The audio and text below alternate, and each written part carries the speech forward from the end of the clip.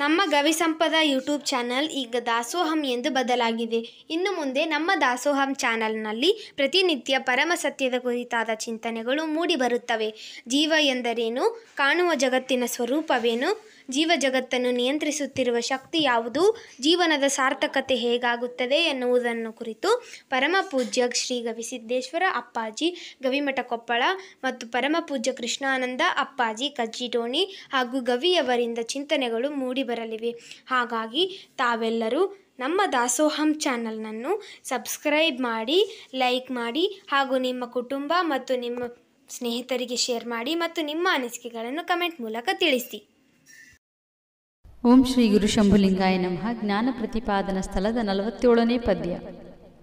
ಪರತರವು ಎನಿಸುವ ಮುಕುತಿಯನು ಐದುವ, ಪರಿಯನು ಅರಸುವವನು ಈ ಶ್ರವಣಾದಿಗಳ, ಇರವನು ಪಗಲಿರುಳೆನ್ನದೆ ಒಲುಮೆಯೊಳು ಪರಿಭಾವಿಸುತ್ತಿಹುದು.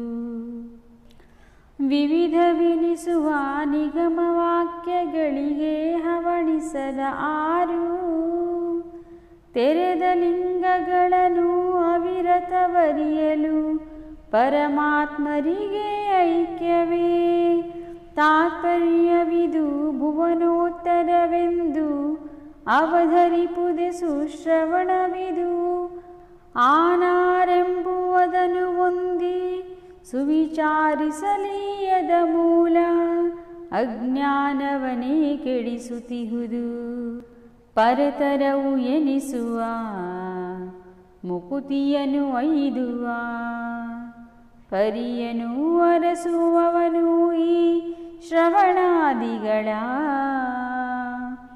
ಇರವನು ಪಗಲಿರುಳೆನ್ನದೆ ಒಲುಮೆಯೊಳು ಪರಿಭಾವಿಸುತ್ತಿಹುದು. ತನ್ನನು ಪರದಿಂದ ಅನ್ಯವೆನಲು ತನಗೆ ಅನ್ಯತೆಯಹುದು, ಪರತೆಯದರಿಂ ಜಾಡ್ಯಂ ನಿಜವ ಈ ಘಟದಂತೆಂಬ ಅನುಮಾನಂ. ನೆರೆದುಪಮೆಗಳ ಚೆನ್ನೇಸುವಂತಾರೈವುದೇ ಮನನವು ಇದು. ಉನ್ನತ ಪರವಾನೋ ಬಳಿಕವಲ್ಲವೋ ಎನ್ನುತ್ತಮಿಹ ಸಂಶಯವನು ತೊಲಗಿಸಿ ಮನ್ನಣೆ ಕೊಡುತ್ತಿಹುದು. ಪರತರವು ಎನಿಸುವ ಮುಕುತಿಯನು ಐದುವ, ಪರಿಯನು ಅರಸುವವನು ಈ ಶ್ರವಣಾದಿಗಳ, ಇರವನು ಪಗಲಿರುಳೆನ್ನದೆ ಒಲುಮೆಯೊಳು ಪರಿಭಾವಿಸುತ್ತಿಹುದು. ಮೊದಲೊರೆದ ಶ್ರವಣದಿಂದುರೇ ಮನನವು ಅದರಿಂ ನಿರ್ಧರಿಸಿದ, ಶಂಭುಲಿಂಗ ಪದದ ಅಚಲಿತ ಭಾವನೆಯೇ ನಿಧಿಧ್ಯಾಸದ ನಿಜ ರೂಪವದು. ಪುದಿದ ಅಹಮಾದಿಯೊಳ ಆತ್ಮತೆಯನು ಬಹುವಿಧದ ಜಗಕ್ಕೆ ಸದಾ ಸತ್ಯತ್ವವನ್ನು ಒದಗಿಸುತ್ತಿಹುದೇ, ವಿಪರೀತವನು ಇರಲಿಯದೆ ಬೀಳ್ಕೊಡುತ್ತಿಹುದು. ಪರತರವು ಎನಿಸುವ ಮುಕುತಿಯನು ಐದುವ, ಪರಿಯನು ಅರಸುವವನು ಈ ಶ್ರವಣಾದಿಗಳ, ಇರವನು ಪಗಲಿರುಳೆನ್ನದೆ ಒಲುಮೆಯೊಳು ಪರಿಭಾವಿಸುತ್ತಿಹುದು. ಅದು ನೋಡಿ ಪಲ್ಲವಿಯಲ್ಲಿ ನೋಡ್ಕೊಳ್ಳಿ, ಇನ್ನೊಂದ್ಸಲ ಪಲ್ಲವಿಯಲ್ಲಿ ನೋಡ್ಕೊಳ್ಳಿ. ಪರತರವೆಣಿಸುವ ಅಂದ್ರ ಪರತರ ಪರತಮ ಶ್ರೇಷ್ಠತೆಗೆ ಎರಡು ಭಾಗಗಳು ತಮ್ಮ. ನೋಡಲ್ಲಿ ಇನ್ನು ಒಂದೊಂದು ಶಬ್ದ ನಿಮಗೆ ಅಲ್ಲಿ ಹೇಳ್ತಿರ್ತೇನೆ. ಪರ ಅಂದ್ರೆ ಶ್ರೇಷ್ಠ. ಪರ ಅಂದ್ರೆ ಪದರ ಅರ್ಥ ಏನು? ಶ್ರೇಷ್ಠ. ಪರಬ್ರಹ್ಮ, ಪರ ವಸ್ತು, ಪರ ಇದರ ಅರ್ಥ ಏನು ಅಂದ್ರೆ ಶ್ರೇಷ್ಠ. ಪರತರ ಪರತರ ಅಂತ ಅಂದ್ರೆ ಗರಿಷ್ಠ ಶ್ರೇಷ್ಠವಾದದ್ದು. ಪರತರ ಅಂತಂದ್ರೇನು? ಅದಕ್ಕಿಂತಲೂ ಶ್ರೇಷ್ಠವಾದ ಇನ್ನೊಂದು ಶ್ರೇಷ್ಠತೆ ಈ ವಿಶ್ವದಲ್ಲಿ ಇಲ್ಲ. ಪರತರ ಎನಿಸುವ ಯಾವ್ದಪ್ಪ ಶ್ರೇಷ್ಠತೆ ಅದು ಇರೋದು? ಅದು ಜೀವನ್ಮುಕ್ತಿ. ಅದು ಯಾವ್ದಪ್ಪ ಶ್ರೇಷ್ಠತೆಯಲ್ಲಿ ಇರೋದು? ಯಾವ್ದದು? ಜೀವನ್ಮುಕ್ತಿ. ಆ ಜೀವನ್ಮುಕ್ತಿಯನ್ನು ಐದು ಅಂದ್ರೇನು? ಹೊಂದಬೇಕೆಂಬ ಇಚ್ಛೆಯುಳ್ಳವನು. ಪರತರವೆನಿಸುವ ಮುಕುತಿಯನ್ನು ಐದುವ ಅಂದ್ರೆ ಮುಕುತಿಯನ್ನು ಹೊಂದಬೇಕೆಂಬ ಪರಿಯನ್ನು ಅರಸುವವ ಅಂದ್ರೆ ಮುಕ್ತಿ ಏನಾದ್ರ ಆದೀತು ಅರಸುವುದು ಅಂದ್ರೇನು? ಹುಡುಕುವುದು. ಜೀವನ್ಮುಕ್ತಿಗೆ ಅನೇಕ ವಿಧಾನಗಳನ್ನ ವೇದಗಳಲ್ಲಿ ಹೇಳ್ಯಾರ. ವೇದಗಳಲ್ಲಿ ಕೆಲವೊಬ್ರು ಕರ್ಮದಿಂದ ಮುಕ್ತಿ ಅಂತ ಹೇಳ್ಯಾರ, ಕೆಲವೊಬ್ರು ಕರ್ಮ ಮತ್ತು ಜ್ಞಾನದ ಸಮನ್ವಯದಿಂದ ಹೇಳ್ಯಾರ, ಕೆಲವೊಬ್ರು ಬರೀ ಜ್ಞಾನದಿಂದ ಅಂತ ಹೇಳ್ಯಾರ, ಇನ್ನೂ ಕೆಲವೊಬ್ರು ಅನೇಕ ವಾಮಾಚಾರಗಳಿಂದ ಅಂತ ಹೇಳ್ಯಾರ. ಅವು ಎಲ್ಲವೂ ಅನೇಕ ವಿಭಾಗಗಳು ಇದ್ರೂ ಕೂಡ ಅದರೊಳಗೆ ಶ್ರೇಷ್ಠವೆಂದು ಎನಿಸುವ ಈ ಶ್ರವಣಾದಿಗಳು ಏನ್ ಹೇಳಕತ್ತಾನ? ಮುಂದಿನ ಏನ್ ಹೇಳಕತ್ತಾನವ?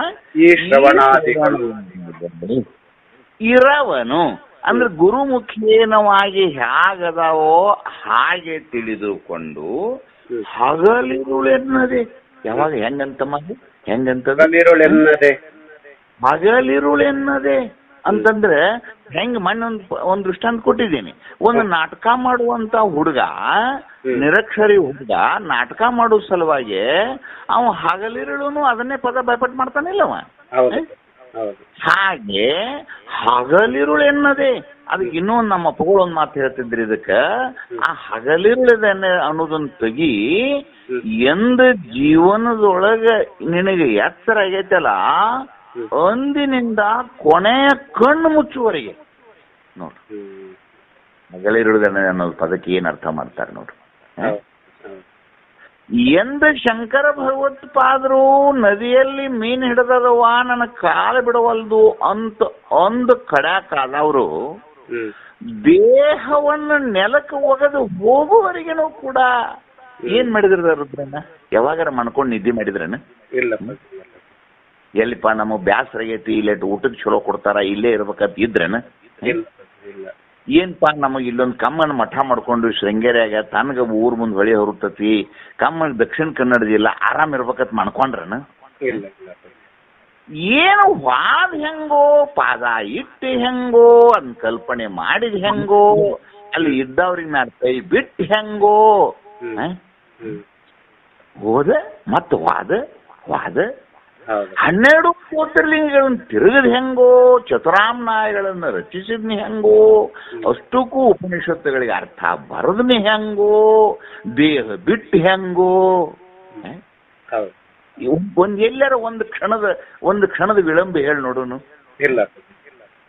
ಹೆಂಗ ಹಗಲಿರುಳಿದೆನ್ನದೇ ಜೀವನದಲ್ಲಿ ಸದಾಕಾಲ ತತ್ವೋಪದೇಶವನ್ನೇ ಮಾಡ್ತಾ ಶಂಕರರಾಗಲಿ, ಸಿದ್ಧರಾಗಲಿ, ವಿವೇಕಾನಂದರಾಗಲಿ, ರಾಮಕೃಷ್ಣರಾಗಲಿ ಜೀವನದಲ್ಲಿ ಉಸಿರಿನೊಳಗೂ ಕಾಳಿಯ ನಾಮವನ್ನೇ ತಗೊಂಡು ಉಸಿರು ತಗೊಳ್ಳೋದು.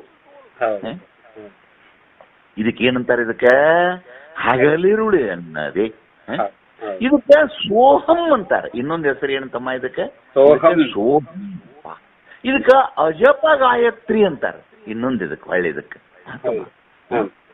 ಅಂದ್ರೆ ಹೆಜ್ಜಿ ಕಿತ್ಕೊಂಡ ದಾರಿ ಹಿಡ್ದ ಹಾಲ್ ತರ ಹೊಂಟೆ ಅಂತ ತಿಳ್ಕೊ. ಮುಂಜಾನೆ ಅದು ಹೆಜ್ಜಿಗೊಂದು ಸಾರೆ, ಬಲ ಹೆಜ್ಜಿಗೊಂದು ಸಾರೆ, ಎಡೆ ಹೆಜ್ಜಿಗೊಂದು ಸಾರೆ.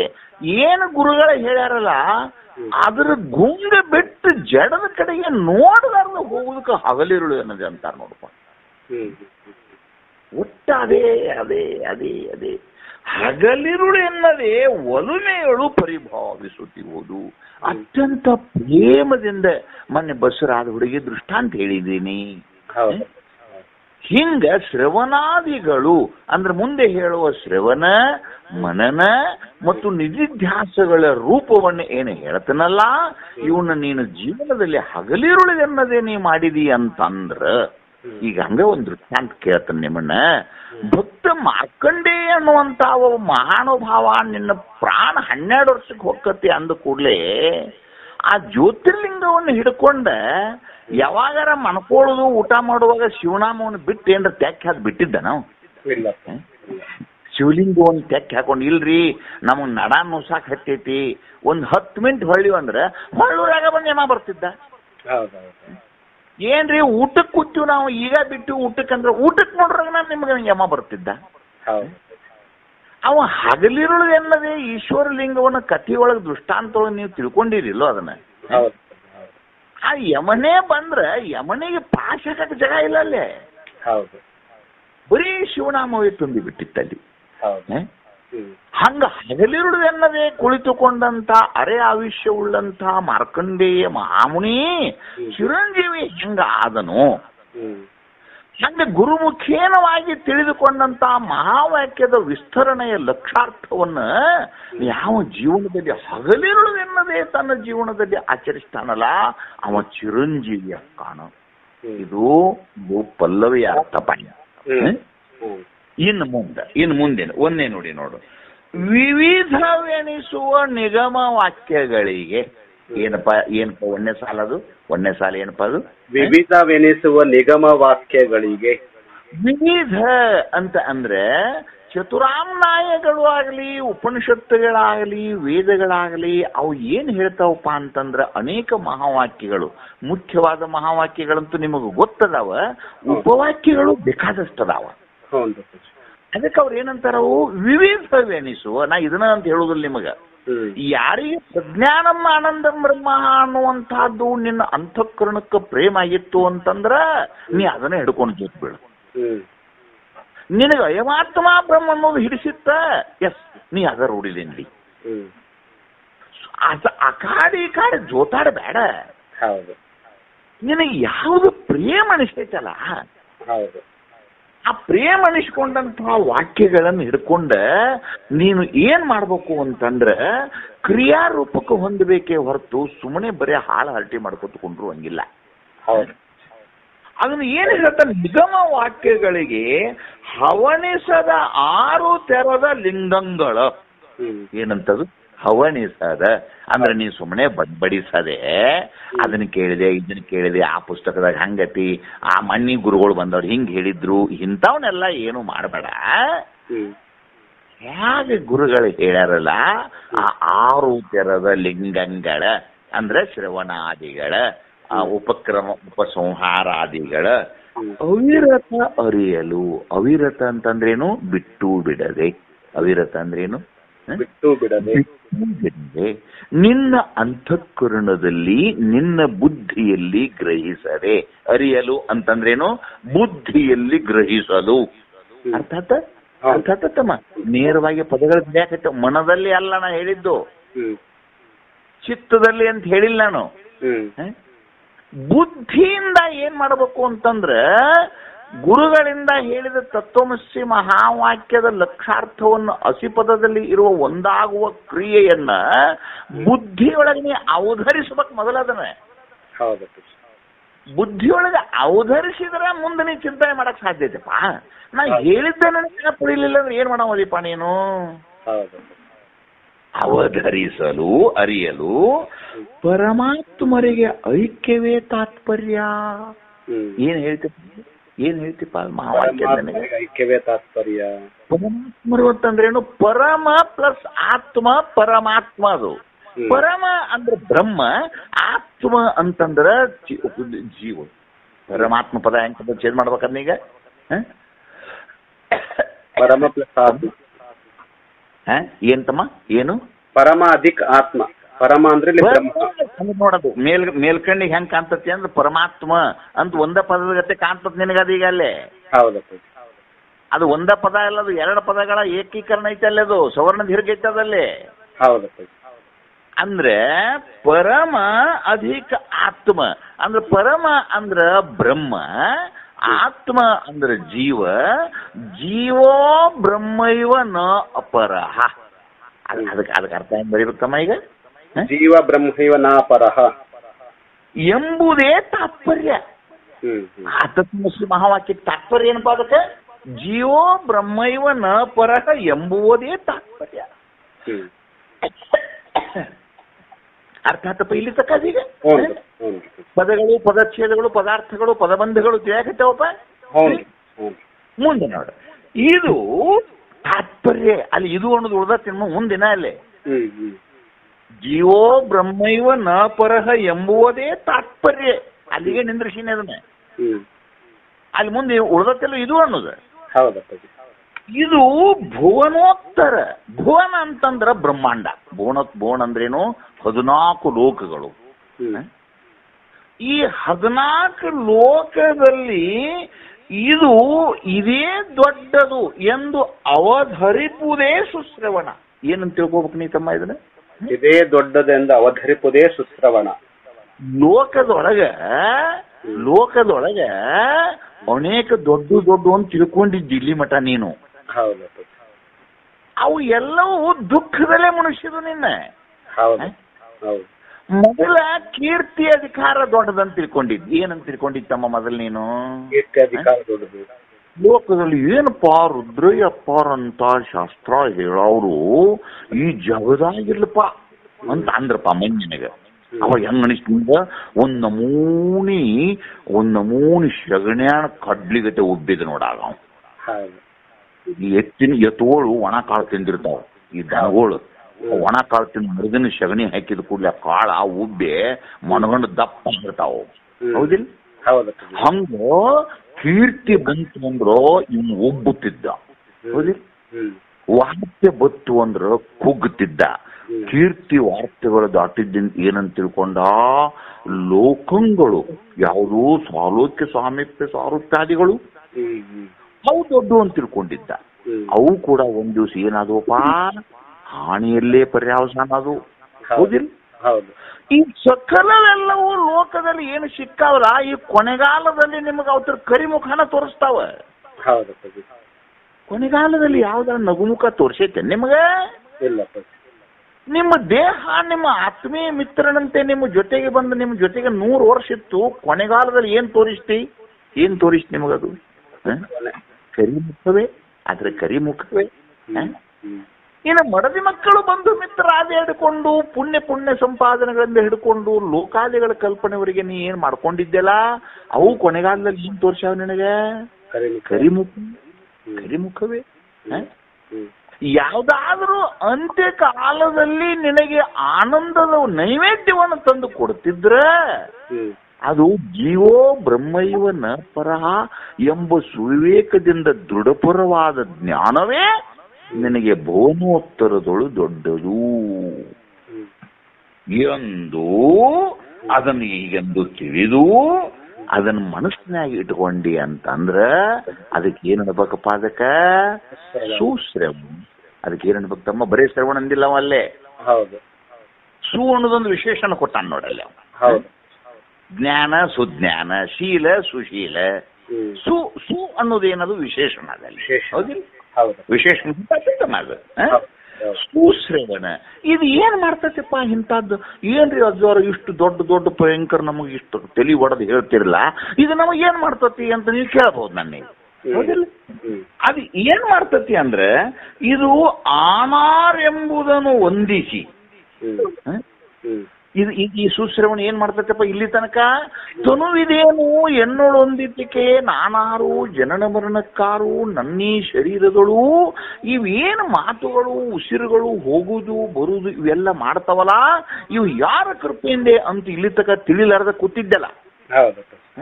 ಇಲ್ಲಿ ತನಕ ತಿಳಿಲಾರ್ದ ಕೂತಿದ್ದಲ್ಲ. ಹೌದಿಲ್ಲ? ಅದು ಏನಾಯ್ತು ಅಂತಂದ್ರ ಅದು ಕೇವಲ ನಿನ್ನ ಸ್ವರೂಪವಲ್ಲದೆ ಈ ದೇಹಾದಿಗಳ ಕೆಲಸ ಅಲ್ಲ ಅನ್ನೋದು ತಿಳಿದು ಬಿಟ್ಟು ನೋಡಪ್ಪ.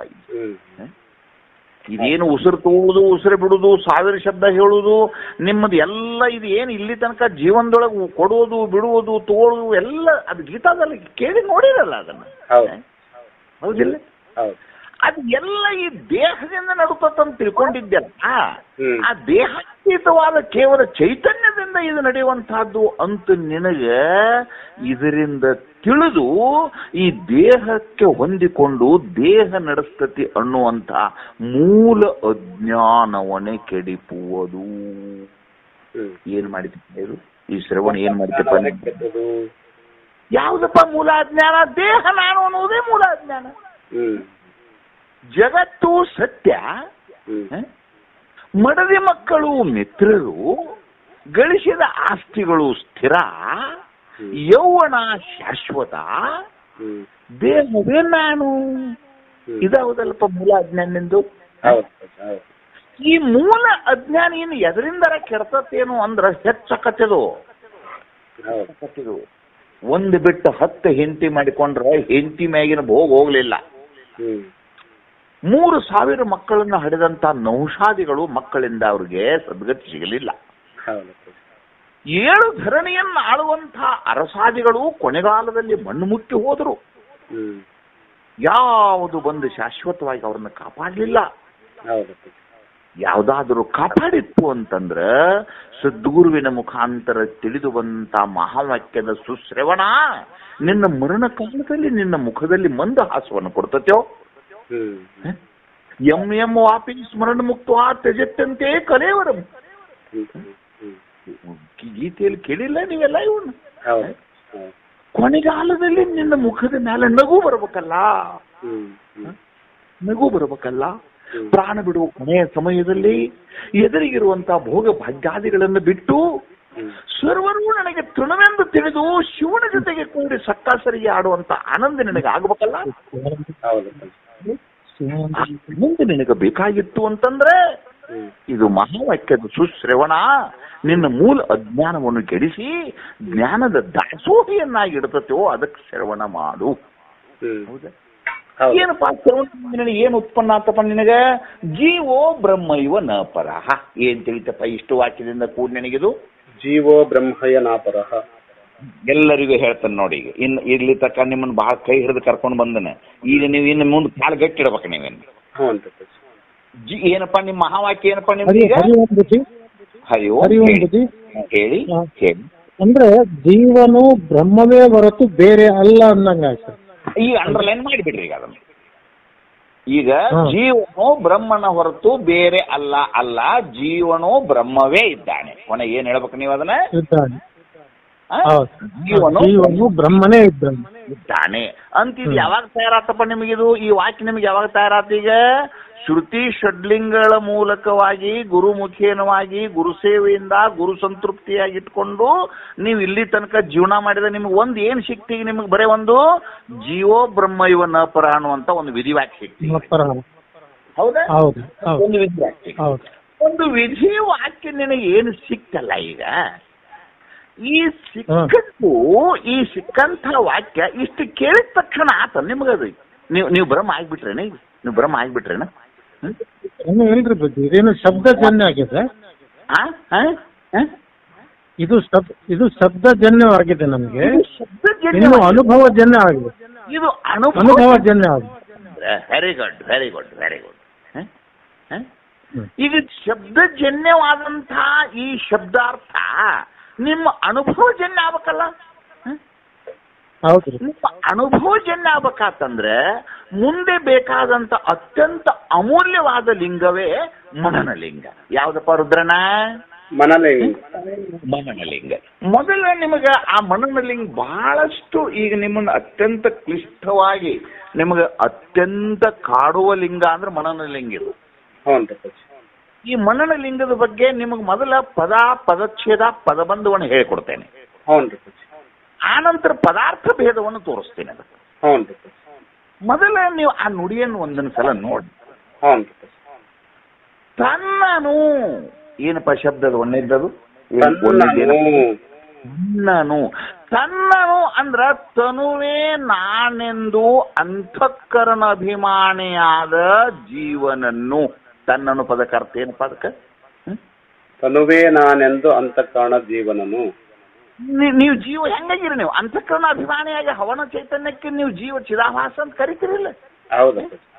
ಅಂದ್ರೆ ತನ್ನನು ಅಂತಂದ್ರೆ ಜೀವನನ್ನು. ತನ್ನನು ಅನ್ನೋ ಪದಕ್ಕೆ ಏನರ್ಥ ತಿಳ್ಕೊಬೇಕು ನೀ ಇಲ್ಲೇ? ಜೀವನನ್ನು ಪರದಿಂದ ಅಂದ್ರೆ ಬ್ರಹ್ಮದಿಂದ. ಅಂದ್ರೆ ಜೀವನು ಬ್ರಹ್ಮದಿಂದ ಅನ್ಯವೆನಲು ಬೇರೆ ಎಂದು ನೀನು ಹೇಳಲು ತನಗೆ ಅನ್ಯತೆ ಅಹುದು ಪರತೆ. ಅಮ್ಮ ನೋಡಲ್ಲಿ ಆಗಲೇ ನೀವು ಓದು ಹೊತ್ನ್ಯಾಗ ಪರತ್ತೇನು ಈಚೆ ಕಡೆ ತಗೊಂಡಿರಿ. ಹ್ಞೂ ರುದ್ರನ ತಿಳಿಯಾಕತ್ತಿಲ್ಲೋ? ಹ್ಞೂ ಪೂಜೆ. ಬಳ್ಳಿಟ್ಟಿಲ್ಲ ಅದ್ರ ಮೇಲೆ. ಹ್ಞೂ ಪೂಜೆ. ಆಗಲೇ ನೀ ಪದಚ್ಛೇದ ಮಾಡುವಾಗ ಏನ್ ಮಾಡ್ಕೊಂಡ್ರಿ? ಪರತೆ ಅದರಿಂದ ಜಾಢ್ಯಮ್ಮ ನಿಜವಿ ಅಂತ ಓದ್ಕೊಂಡು ಹೋಗಿರಿ. ಹೌದು. ಈಗ ನಾ ಎಲ್ಲಿಗೆ ನಿಂದ್ರಸಾಕತ್ತೀನಿ ನೋಡ್ರಿ ಅದನ್ನ.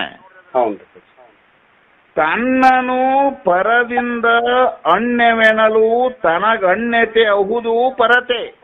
ಹಾಂ ಅದರಿಂ ಹೆಂಗ್ ಹೋಗಿ ಮುಂದದ್ರಿಂದ ಅದನ್ನ ಅಲ್ಲಿಂದ ಅದರಿಂ. ತಮ್ಮ ತಮ್ಮ ಶ್ರುತಿಯ ಮಾತನ್ನ ಮಾತಾಡುವಾಗ ಶಿವನ ಡಮರುಗ ನುಡ್ದಂಗ ಆಗ್ಬೇಕು. ಹೌದು. ಇದೇನ್ರ ಸುಳ್ಳು ಹೇಳಿ ಏನಾರು ಚಾಡಿ ಹೇಳೋರು ಮಾತನ ಇದು? ಇಲ್ಲ. ಇದು ಶಿವನ ಡಮರುಗ ಹೆಂಗ್ ನುಡಿತಿರ್ತತಿ? ಹೌದು.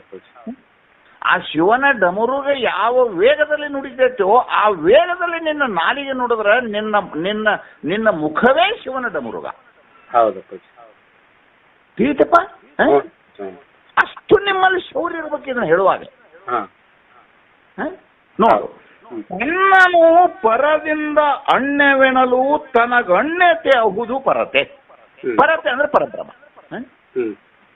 ಅಂದ್ರ ಸದ್ಗುರುಗಳು ಅಥವಾ ನಿಗಮಾದಿ ವಾಕ್ಯಗಳು ಜೀವೋ ಬ್ರಹ್ಮೈವ ನ ಪರಹ ಎಂದು ಹೇಳಲು ಆಗ ಜೀವನು ಪರದಿಂದ ಅನ್ಯ, ನಾನು ಪರದಿಂದ ಅನ್ಯ ಅಂತ ಅಂದ್ಕೊಂಡಂದ್ರ ಆ ಪರಬ್ರಹ್ಮ ಏನಾಯ್ತು ಅಂದ್ರೆ ಅವನಿಂದ ಬೇರೆ ಆತ. ಹೌದು ಹೌದಿಲ್ಲ? ಈ ಒಂದು ಬಸ್ಸಿನ ಸೀಟ್ನಾಗ ಕುತ್ಕೊಂಡು ಹೋಗಿರ್ತೀರಿಪ್ಪ. ಅವ್ರೊಂದು ಕಿಟಕಿ ಕಡೆ ಸೀಟಿಗೆ ಕೂತಿರ್ತಾರೆ, ನೀ ಮಗಲ್ದಾಗ ಕುಂಡಿರ್ತೀವಿ. ನಾವೆಲ್ಲರೂ ಭಾರತೀಯರು, ನಾವೆಲ್ಲರೂ ಒಂದು ಅನುಭವದಿಂದ ಕುಂತಿ ಅಂದ್ರೆ ಅವ್ರು ನಿನಗೆ ಸ್ನೇಹಿತರಕ್ಕಾರ. ಇವ್ರು ಯಾರೇನಪ್ಪ ಇವ್ರ ಮೈ ನನಗೆ ಮುಟ್ಟಬಾರದು ಅಂತ ಹೇಳಿ ನೀನು ಜಿಗಿಲಿಗೆ ದೂರ ಕುಂಡ್ರಾಕ್ ಹತ್ತಿದೆಪ್ಪ, ಅವರು ಜಿಗಿಲಿಗೆ ದೂರ ಕುಂಡಿರ್ತಾರೆ. ಹೌದಿಲ್ಲ? ನಿಮ್ಮ ಜೀವನದಲ್ಲಿ ಸ್ವಭಾವ ನಿಮ್ಗೆ ಅರ್ಥಕತೆ ಇಲ್ಲ ಇದು. ಎದುರಿಗಿದ್ದವ್ರನ್ನ ಪ್ರೀತಿಯಿಂದ ನೀವು ಹಚ್ಕೊಂಡ್ರಿ ಅಂತ ಅವರು ನಿಮ್ಮನ್ನ ಪ್ರೀತಿಯಿಂದ ಹಚ್ಕೋತಾರೆ. ಮತ್ತೆ ನೀವ ಅವ್ರನ್ನ ವೈರದಂತೆ ನೋಡಕ್ ಹತ್ತಿದ್ರಿಪ್ಪ ಅಂತ ಅವರು ನಿಮ್ಮನ್ನ ವೈರದಂತೆ ನೋಡ್ತಾರೆ. ಸ್ವಭಾವ ಸಿದ್ಧವಾದ ಮಾತೈತಿ. ವೇದಗಳು, ಶ್ರುತಿ, ಅರ್ಥಗಳು, ಪ್ರಮಾಣಗಳು, ಮಹಾನುಭಾವರಾದ ಸದ್ಗುರುಗಳು ಏನ್ ಹೇಳ್ಯಾರ ನಿನಗ? ಜೀವನು ಬ್ರಹ್ಮನಿಂದ ಭಿನ್ನವಲ್ಲ ಅಂತ ಹೇಳಿದ್ರಪ್ಪ. ಈ ಒಬ್ಬರೇ ಹೇಳಿದನ ವೇದದಲ್ಲಿ ಬರದತಿ, ಪ್ರಮಾಣಗಳಿಂದ ಸಿದ್ಧಗತಿ, ಎಲ್ಲಕ್ಕೂ ಮೇಲಾಗಿ ನನ್ನ ಉದ್ಧಾರಕರ್ತನಾದ ಸದ್ಗುರುವೇ ಹೇಳ್ಯಾನ ಅಂತ ಅಂದಿಂದ ನೀ ನಂಬಕ್ಕಿಲ್ಲೋ ತಮ್ಮ? ನಂಬಕೋ ಇಲ್ಲೋ? ಅದನ್ನು ಬಿಟ್ಟು ಅದ್ಯಾಂಗ ಸಾಧ್ಯ ಐತಿ ಹಂಗಂದ್ರೆ ನಿನ್ ಮನಸ್ಸಿನಾಗ ಬರ್ತತಿಲ್ಲ? ಅದು ನಿನ್ ಮನಸ್ಸಿನಾಗ ಬರ್ತತಿಲ್ಲ? ಎಲ್ಲರ ಜೀವನ ಹಾಳಾದದ್ದು ಇಲ್ಲೇ ನೋಡ್ತಮ್ಮ. ಪ್ರತಿಯೊಬ್ಬ ಸಾಧಕ ಸಾಧುವಾಗಿ ಕೊನೆಗಾಲದಲ್ಲಿ ಸಾಕ್ಷಾತ್ಕಾರವಾಗದೆ ಶಿಕ್ಷಾ ಜೀವನವನ್ನು ಮಾಡಿದ ಜಗ ಎಲ್ಲೈತಾರ ಇಲ್ಲೇ ಐತಿ ನೋಡ್ತಮ್ಮ. ಅವರು ಶಾಸ್ತ್ರ ಕೇಳ್ತಾರ, ಅದನ್ನ ಕಂಠ ಮಾಡ್ತಾರೆ, ಅದನ್ನ ಮಂದಿಗೆ ಹೇಳ್ತಾರೆ. ಆದ್ರೆ ತಮಗ್ ಮಾತ್ರ ಏನ್ ತಿಳ್ಕೊತಾರಪ್ಪ ಅಂತಂದ್ರೆ ಅವರು ಅದನ್ನ ತಮ್ಮ ಜೀವನದಲ್ಲಿ ವೈಯಕ್ತಿಕವಾಗಿ ನಂಬುದಿಲ್ಲ. ಒಬ್ರು ಒಂದ್ ಊರಾಗ ತಮ್ಮ ಈ ಮಳೆ ಆಗ್ಲಾರ್ದಕ್ಕಾಗಿ ಒಂದು ಮಳೆರಾಜನ ಯಜ್ಞ ಮಾಡಕತ್ತಿದ್ರ. ಅವ್ರದ್ದು ಏನಪ್ಪಾ ಅದು ಮೇಘ ಯಜ್ಞ. ಇಡೀ ಊರನ್ನವರೆಲ್ಲ ಪಟ್ಟಿ ಹಾಕಿದ್ರು. ಬೆಂಗಳೂರು ಕಡೆಯಿಂದ ಆ ಕಡೆ ಎಲ್ಲೆಲ್ಲೂ ದೊಡ್ಡ ದೊಡ್ಡ ಮೇಘ ಯಜ್ಞ ಮಾಡುವಂತ ಋತ್ವಿಕರನ್ನ ಕರೆಸಿದ್ರು. ಇಡೀ ಊರು ತುಂಬಾ ಏನಪ್ಪಾ ಅಂದ್ರೆ ಮಳೆರಾಜನ ಯಜ್ಞ ಏನ ಬುಂದೆ ಏನ ಲಾಡು. ನಿನಗೆ ಹೇಳ್ತ ನಟ್ ನೋಡು, ಊರಾಗ ದೊಡ್ಡ ಗುಡಿಯಾಗ ಮಳೆರಾಜನ ಯಜ್ಞ ನಡೆದಿತ್ತು. ನಡೆದ ಟೈಮ್ಗೆ ಇಡೀ ಊರು ಮಂದಿ ಹೊಸ ಹೊಸ ಸೀರೆನೋ ಹೊಸ ಹೊಸ ಅಂಗಿನೋ ಉಟ್ಕೊಂಡು ಬಂದು ಕೂತಿತ್ತಪ್ಪ. ದೊಡ್ಡ ಪ್ರಮಾಣ ಯಜ್ಞ ಅದು, ಸುತ್ತ ಹಳ್ಳಿ ಮಂದಿ ಕೂತಿತ್ತು ಅದಕ್ಕೆ. ಅಂತದ್ರೊಳಗೆ ಏನಾತಪ್ಪ ಅಂತಂದ್ರ ಒಂದು ಹುಡುಗಗ ಭಯಂಕರ ಖುಷಿಯಾಗಿತ್ತು. ಸಾಲಿ ಸೂಟಿ ಬಿಟ್ಟಿದ್ರ ಅವತ್ತು ಮಳೆರಾಜನ ಯಜ್ಞ ನೋಡಕ್ ಹೋಗೊಂಡ್ ಬರ್ರಿ ಅಂತ ಹೇಳಿ. ಒಂದು ಹುಡುಗ ಏನ್ ಮಾಡ್ತಪ್ಪ ಅಂತಂದ್ರ ಛತ್ರಿ ತಗೊಂಡ್ ಬಂತು. ಒಂದು ಛತ್ರಿ ತಗೊಂಡ್ ಬಂತು. ಛತ್ರಿ ತಗೊಂಡ್ ಬಂದ್ ಕೂಡ್ಲೆ ಅವ್ರ ಮಗ್ಗಲ್ದಾಗ ಅವ್ರ ಅಪ್ಪ, ಅವನೇ ಮೇನ್ ಮುಖ್ಯ ಋತ್ವಿಕವ. ಯಾರು? ಆ ಛತ್ರಿ ತಗೊಂಡ್ ಬಂದ ಅಪ್ಪ. ಆ ಹುಡುಗನ ಅವ್ರ ಅಪ್ಪ ಏನ್ ಕೇಳಿದ, ಛತ್ರಿ ತುಂಬ ಬಂದು ಹುಡುಗನ್ ನೋಡಿದ ಕೂಡಲೇ ಛತ್ರಿ ಯಾಕೆ ತಂದು ಮಂದ್ಯಾಗಿ ಬಿಟ್ಟು ಹೋದ ಅಂತ ಕಳ್ಕೊಂಡು ಹೋಗಿ ಅದನ್ಯಾಕೆ ತಂದು ಕಾರ್ಬಾರ್ ಮಾಡಿ ಅಂತ ಅಂದ. ಆ ಹುಡುಗಿ ಏನಂತು ಅಂದ್ರೆ, ಯಪ್ಪ ಪೂರ್ಣಾಹುತಿ ಮುಗಿದ ಕೂಡಲೇ ಮತ್ತೆ ವರುಣ ರಾಜ ಬಂದ್ ದರಪ್ಪರಪ್ ಬೀಳಾಕತ್ತಿದ್ರೆ ಹೋಗು ಮುಂದೆ ತೋರ್ಸು ಮಕ್ಕಳನ್ನ, ಅದ್ರ ಸಲುವಾಗಿ ಛತ್ರಿ ತಂದನು ಅಂತ ಹುಡುಗಂತು. ಅದಕ್ಕೆ ಅವ್ರ ಅಪ್ಪ ಏನಂದ ಅಂತಂದ್ರೆ, ಏನ್ ಮಳೆಯಾಕತ್ರೆ ಮಳೆಯಾಕತ್ತ ಬಂದ ಮಗ ಯಾರು ಮಾಡಕತ್ತಾರ ಅದನ್ನ ಯಜ್ಞ? ಅದೇ ಮುಖ್ಯ ಅರ್ಚಕನ. ಆ ಮುಖ್ಯ ಅರ್ಚಕನಿಗೆ ಮಳೆ ಹಾಕತ್ತದ ನಂಬಿಕೆ ಐತನ? ನಂಬಿಗಿಲ್ಲ ಅಪ್ಪಾಜಿ. ಆ ಕೂಸಿಗೆ ನಂಬಿಕೆ ಐತೆ. ನಮ್ಮಪ್ಪ ಮಳೆ ರಾಜ ಯಜ್ಞ ಮಾಡಾಕತ್ತಾನ, ಮಳಿ ಬಂದ್ ಬರ್ತಾ ಬಡಿತಾರ, ಮನಿಗೆ ಹೋಗ್ಬೇಕಾಗ್ತಾರ, ಅರಿವು ತಗೋತಾವ ಅಂತ ಹುಡುಗ ಛತ್ರಿ ತಂದತಿ. ಹೌದೌದು. ಆದ್ರೆ ಅಷ್ಟು ಮಂತ್ರ ಪಟ್ ಮಾಡಿದ್ರು ಋತ್ವಿಕ ನಂಬಿಕಿಲ್ಲ ಅಪ್ಪಾಜಿ. ನಂಬಿಗಿಲ್ಲ ಮಗ, ನಂಬಿಗಿಲ್ಲ. ಹೌದಿಲ್ಲ? ಹೌದೌದು. ಈ ದೃಷ್ಟಾಂತ ಮೊದಲು ಇದನ್ನ ಕಿಶ ತುಂಬ ತುಂಬ್ಕೋರಿ ಇದನ್ನ. ಹೌದೌದು. ಈ ಕಡ್ಲಿ ಕಾಳ, ಶೇಂಗಾ ಕಾಳ, ಬೆಲ್ಲ ಇಟ್ಕೋತಿರ್ಲ, ಹೌದಪ್ಪ. ಹಂಗ ಈ ದೃಷ್ಟಾಂತ ಮೊದಲು ಕಿಶದ ತುಂಬ್ಕೋರಿ. ಮೊದಲು ಏನ್ ಮಾಡ್ಬೇಕು, ಈ ಸದ್ಯಕ್ಕೆ ಇಲ್ಲಿ ಶ್ರವಣಾದಿಗಳು ಮುಗಿದ ಕೂಡಲೇ ನಂಬಕನೇ ಈಗ ಇದನ್ನ. ಹೌದಪ್ಪ, ಹೌದು. ಈ ನಂಬಿಕೆಗೆ ನಿನಗೆ ಅಡಚಣೆ ಏನು ಬರುತ್ತೆ ಅನ್ನೋದು ಮುಂದೆ ಹೇಳ್ತಾನ. ಇನ್ನು ನಿನಗೆ ಯಾಕೆ ನಂಬಕ್ಕಾಗೋಲ್ಲ ಅನ್ನೋದು ಹೇಳ್ತಾನ, ಬಿಡುದಿಲ್ಲ ನನಗೆ.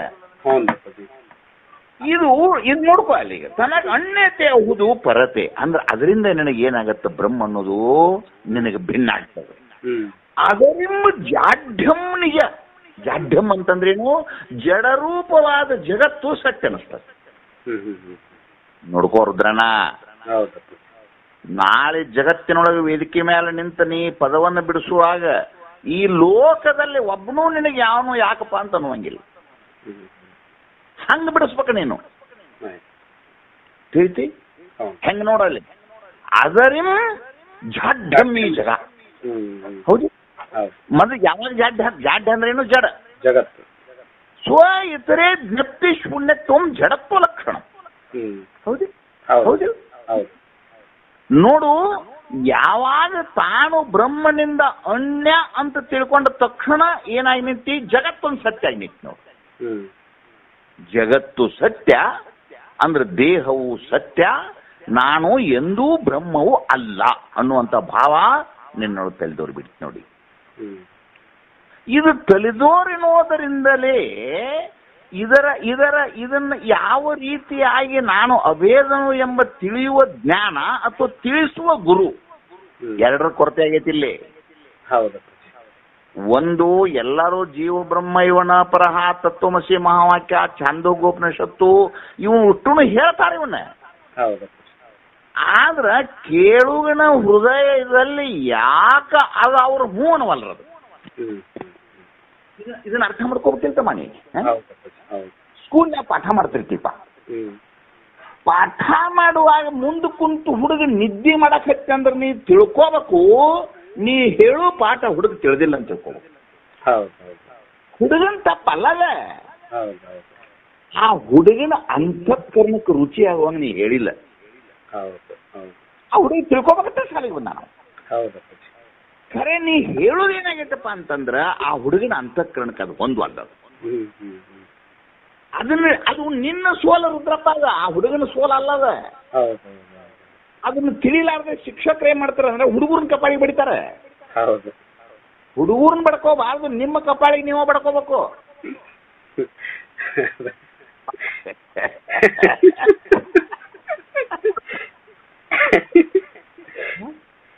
ಅಂದ್ರೆ ನಿಮ್ ಜವಾಬ್ದಾರಿ ಎಷ್ಟೊತ್ತೆ ತಿಳ್ಕೋರಿ ಅಂತ ಹೇಳ್ತಾನೆ ನಾ ಈಗ ನಿಮಗೆ. ಹೌದಿಲ್ಲ? ಅದು ನೋಡಲ್ಲಿ ಬಹಳ ಎಷ್ಟು ಚಂದ ಅದು ಎಲ್ಲಿ ಹೋಗ್ತದು? ಜಾಢ್ಯಂ. ಅವ್ಗೆ ಏನ್ ಅನಿಸ್ತದು? ಜಾಢ್ಯಂ ನಿಜವು. ಹೌದಾ? ಈ ಘಟದಂತೆ ಎಂಬುದು ಅನುಮಾನಂ. ನೋಡಿ ಎಷ್ಟು ಚಂದ. ಹೆಂಗ ನನ್ನೆದುರಿಗೆ ಇರುವಂತಹ ಘಟಪಟಾದಿಗಳು ನನ್ನಿಂದ ಅರಿವಿಸಿಕೊಳ್ತಾವೋ, ಹಂಗ ಈ ದೇಹ ಆಗಲಿ ಈ ಜಗತ್ತಾಗಲಿ ನನ್ನಿಂದ ಅರಿವಿಸಿಕೊಳ್ಳುವಂತ ಜಡಭೂತ ಜಗತ್ತಿದು ಅಂತ ಅನ್ನುವ ಅನುಮಾನ ನಿನಗೆ ಬಂದು ಸೇರ್ಕೊಂಡ್ ಬಿಡ್ತು. ನಾ ಹೇಳು ಕಾಲಕ್ಕನ ಬಂದದ್ ನಿನ್ ತಲೆಯಾಗಿದು. ಯಾವಾಗ ಜೀವನವು ಬ್ರಹ್ಮನಿಂದ ಅನ್ಯ ಅಲ್ಲ ಅಂತ ನಿನಗ ಅನ್ಯೋ ಚಂದ್ರೋದಯದಲ್ಲಿ ಇದ್ರ ಬಗ್ಗೆ ಬಹಳಷ್ಟು ಚರ್ಚೆ ಮಾಡೀನಿ ಅಲ್ಲಿ. ಅವನು ಆತ್ಮವು ನಿತ್ಯವು, ನಾನು ಅನಿತ್ಯನು, ಅವನು ಸರ್ವಜ್ಞನು, ನಾನು ಅಲ್ಪಜ್ಞನು, ಅವನು ಸರ್ವವ್ಯಾಪಕನು, ನಾನು ಖಂಡನು. ಈ ಎಲ್ಲ ಭಾವನೆಗಳು ನಿನ್ನ ಹೃದಯದಲ್ಲಿ ಬಂದು ಏನು ಸಿಕ್ಕೊಂಡು ಕೂತುವಲ್ಲ, ಇವುಗಳನ್ನ ಸದ್ಗುರು ಆದಂತ ಏನ್ ಮಾಡ್ಬೇಕು ಅಂತಂದ್ರೆ, ಈಗ ಒಂದು ಉದಾಹರಣೆಪ್ಪ, ಈಗ ಒಂದು ಉದಾಹರಣೆ ಕೊಡ್ತಾನೆ. ಈಗ ನಾ ಏನೋ ಒಂದು ಹುಡುಗ ದಾರಿ ಒಳಗ ಹಿಂಗ್ ತಂಬಿಗೆ ತಗೊಂಡು ಹೊತ್ತು ಮುನಿ 8 ಸುಮಾರು ಬರಾಕತ್ತಿತ್ತು. ಅಲ್ಲಿ ಏನಾಗಿತ್ತು ಅಂದ್ರ, ಒಬ್ಬ ರೈತ ಹೊಲದಾಗ ಶೇಂಗಾ ಕಿರ್ತಾರಂತೇಳಿ ಒಂದು ಬಡಗಿ ನೆಟ್ಟು ಅದಕ್ಕೊಂದು ಕರಿ ಅಂಗಿ ಹಾಕಿದ್ದಪ್ಪ. ಆ ಹುಡುಗ ಬರೋದಕ್ಕ ಆ ಕರಿ ಅಂಗಿ ಗೊಂಬಿ ನೋಡಿತ. ಅದು ಗಾಳಿಗೆ ಅದು ಬಡಿಗೆ ಹಿಂಗ ಅಗಲಾಡೋಣ, ಆ ದೆವ್ವ ಆ ಹುಡುಗನ ಕಡೆನ ಬಂದಂಗ ಆತ. ಬಂದಂಗ ಆದ ಕೂಡಲೇ ಆ ಹುಡುಗ ಚಟ್ನ ಚೀರಿದ್ದ ಓಡಿ ಕೈಯನ್ನು ಸರಿಗೆ ತಗೊಂಡು ಓಡಿ ಮನೆಗೆ ಬತ್ತು, ಲಬ ಲಬ ಲಬ ಹೊಯ್ಕೊತ್ತು, ಉಚ್ಚಿ ಹೊಕ್ಕೊತ್ತು. ಯಾಕೆ ಅನ್ನೋರಾಗ ದೆವ್ ಬೆನ್ ಹಚ್ಚಿ ನನಗಂತ ಹೇಳ್ತಾರೆ. ಹೌದಾ? ಈಗ ಆ ಹುಡುಗಗೆ ನಾವು ರಂಭಿಸಿದ್ರ ಅವನ್ ಜ್ವರ ಹೊಕ್ಕವನ, ಇಲ್ಲಿ ಸೊಮ್ಮೇರಿ ಅಂತ ರಂಭಿಸಿದ್ರೆ, ನೀರ್ ಕುಡಿಸಿ ಶೇಂಗಾ ಬೆಲ್ಲ ತಿನ್ನಿಸಿದ್ರೆ ಹೊಕ್ಕತನದು? ಏನ್ ಮಾಡ್ಬೇಕು ತಮ್ಮ, ಏನ್ ಮಾಡ್ಬೇಕು? ನಾ ಈಗ ಅವ್ನ್ ಹೋಗ್ಬೇಕಾದ್ರೆ ನಾ ಏನ್ ಮಾಡ್ಬೇಕು? ದೆವ್ವ ಕಟ್ಟಿಗೆ ಅಂತ ಜ್ಞಾನ ಮಾಡ್ಬೇಕು. ಅದು ಹೂಡ್ನ ಬ್ಯಾಟ್ರಿ ತಗೊಂಡ ಆ ಹುಡುಗನ್ನ ಎಷ್ಟು ಬೇಕಾದಷ್ಟು ಚೀರ್ಲವ. ಹೌದಪ್ಪ, ಹೌದು. ಅವನ್ ಹೆಗಲ ಮೇಲೆ ಎತ್ಕೊಂಡು ಹೋಗಿ ಬ್ಯಾಟ್ರಿ ಹಿಚಿಕೆ ಅವನ ಕೈಯಿಂದ ಕಟ್ಟಿಗೆ ಮುರಿದೋಗಿಸ್ಬೇಕಣ್ಣ ಅವನಿಗೆ. ಹೌದಿಲ್ಲ? ಹೌದಿಲ್ಲ? ಅದ ಅಷ್ಟು ಮಾಡಿದಾಗನ ಆ ಹುಡುಗನ ಭಯ ಹೆಂಗ್ ಹೊಕ್ಕೈತು. ಹಾಗೆ ನಾನು ದೇವನಲ್ಲ ಎಂಬಂಥ ಅಜ್ಞಾನದ ಮೂಲ ಭಾವ ನಿನ್ನ ಎದೆಯಿಂದ ಹೊರಗೆ ಹೋಗ್ಬೇಕಾತಂದ್ರ ಅದಕ್ಕೆ ನಾ ಏನ್ ಮಾಡ್ಬೇಕು ಅಂತಂದ್ರ, ಅನುಮಾನಾದಿ 6 ಪ್ರಮಾಣಗಳನ್ನು ಪಾಠ ಮಾಡ್ಬೇಕು ನನಗೆ.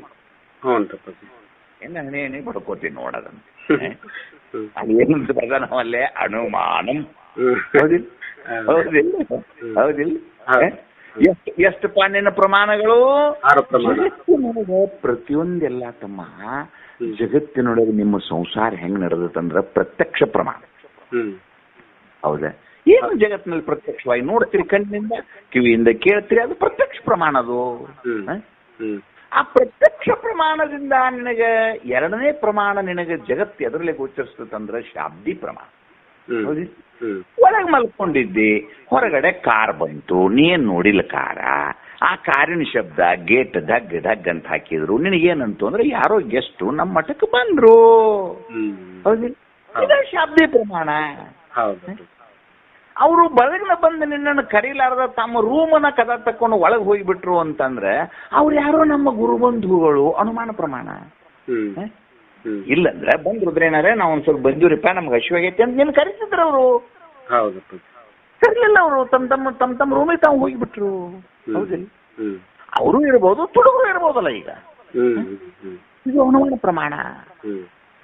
ಅಂದ್ರೆ ಶಬ್ದ ಇದು ಪ್ರತ್ಯಕ್ಷ, ಶಬ್ದ, ಅನುಮಾನ, ಉಪಮಾನ, ಅರ್ಥಪತ್ತಿ, ಅನುಪಲಬ್ಧಿ ಅಂತ ಹೇಳಿ 6 ಪ್ರಮಾಣಗಳಿಂದ ಇದನ್ನ ನಾನು ನಿನಗ ತಿಳಿಸ್ಬೇಕಾಕತ್ತೀಗ.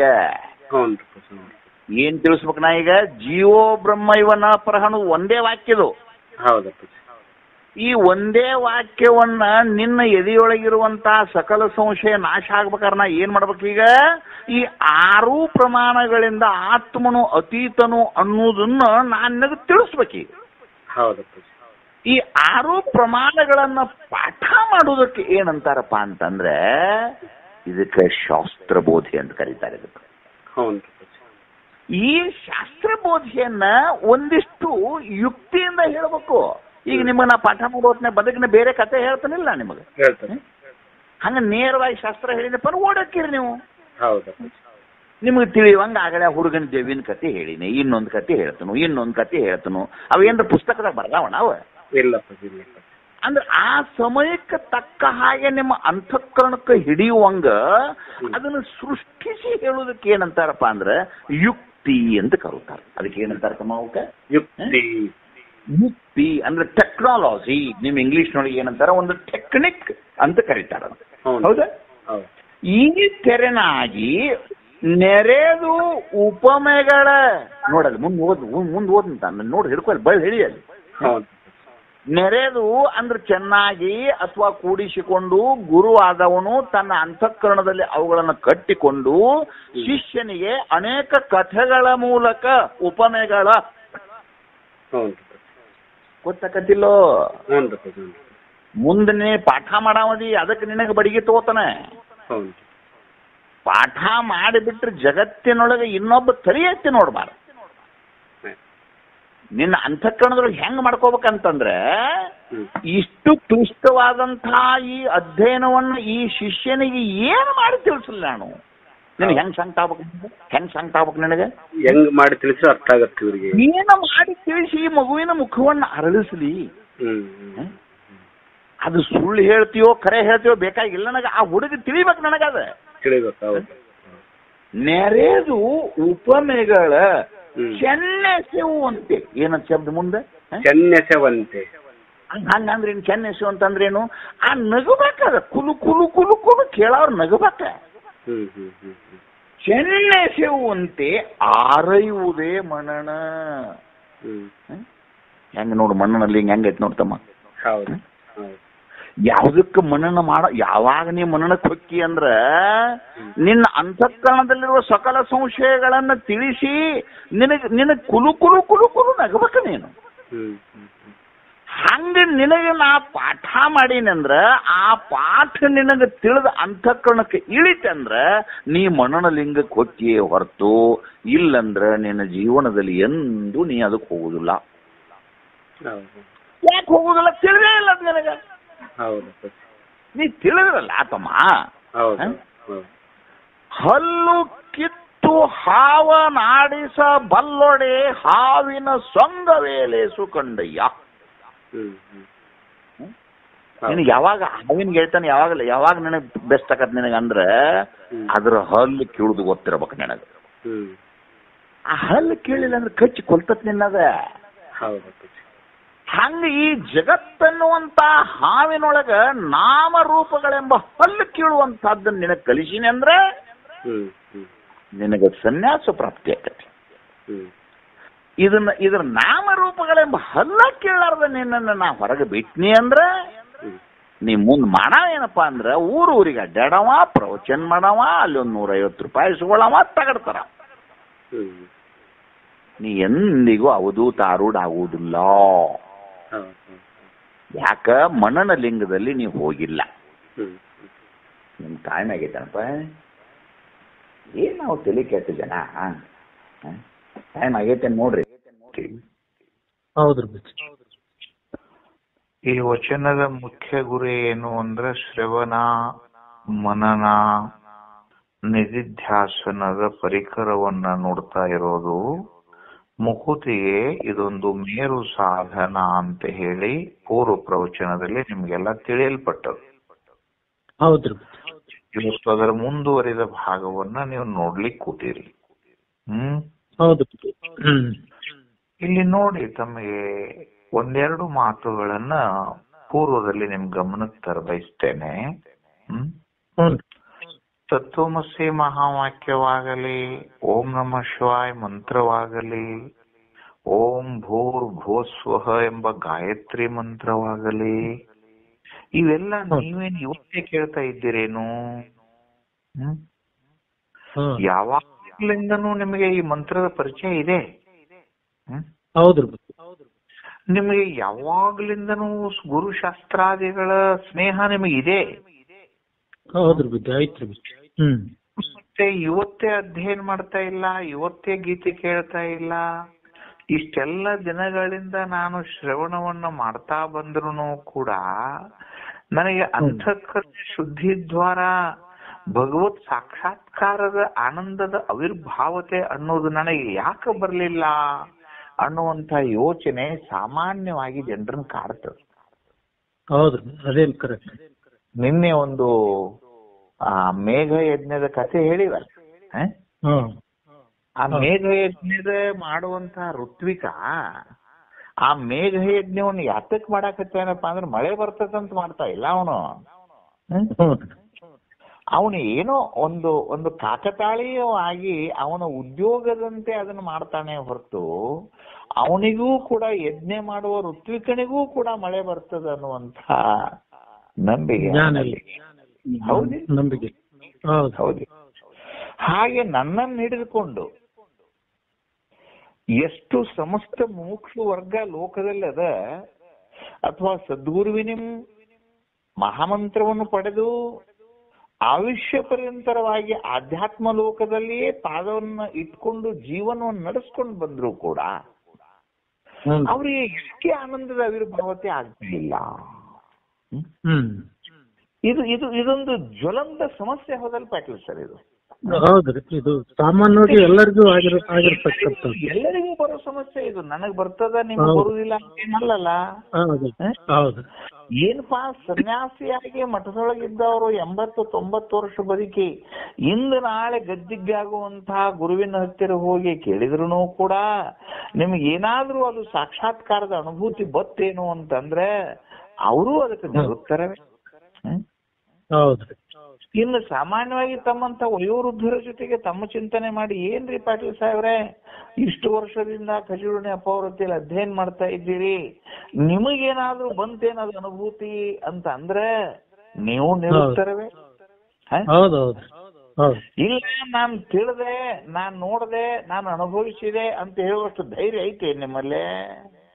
ಇಲ್ರಿ ಬಿಟ್ಟು ಎಲ್ಲ ಅಪರೋಕ್ಷ, ಎಲ್ಲವೂ ಸುಮ್ಮನೆ ಪರೋಕ್ಷವಾಗಿಟ್ಕೊಂಡು ಜೀವನವನ್ನು ಮಾಡ್ತಾ ಇದ್ದೀರಿ. ಏನೋ ಅವ್ರು ಹೇಳಿದ ಕಥೆಗಳು ಹಿಂದಿನವ್ರು ಹೇಳಿ, ನಾ ಯಾವ ಕತೆ ಹೇಳಿ ನಿಮ್ಮ ಜೀವನ ಹಾಳು ಮಾಡಿದೀನೋ, ನೀವು ಅದೇ ಕತೆ ಹೇಳಿ ಪಾರಾಗಿ ಹೋಗ್ತೀರಿ. ಇವತ್ತು ನಿಮ್ಮ ಮೊಮ್ಮಗನೇ ಬಂದು, ಅಜ್ಜ ಮತ್ತೆ ನೀವು ಬಹಳ ದಿವಸದಿಂದ ವೇದಾಂತ ಗ್ರಂಥಾವಳಿ ಕೇಳ್ತೀಯಂತೆ, ಮತ್ತೆ ನಿನಗೆ ದೇವರ ಅದಾನೇನು ಅಂತ ನಿನಗೆ ನಂಬಿಕೆ ಬಂದತ್ತೇನಪ್ಪಾ ಅಂತ ಕೇಳಿದ್ರೆ ನೀವು ಊಹಾಪೋಹಣೆಯಿಂದನೇ ಹೇಳ್ತೀರಿ. ಹೌದು. ಇಲ್ಲದ್ರೆ ಒಂದು ಯಾವ್ದೋ ಒಂದು ಕತೆ ಹೇಳ್ತೀರ ಮಗುವಿಗಷ್ಟೇ. ಇಲ್ಲ, ನಾನು ನೋಡಿದ್ದೇನೆ ಅಥವಾ ನಾನು ತಿಳಿದಿದ್ದೇನೆ, ನಾನು ಅನುಭವಿಸಿದ್ದೇನೆ ಅಂತ ಹೇಳೋ ತಾಕತ್ತೇನಾರ ನಿಮಗ್ ಬರ್ತೇನೋ? ಆಗಿಲ್ರಿ ಬುದ್ಧಿ.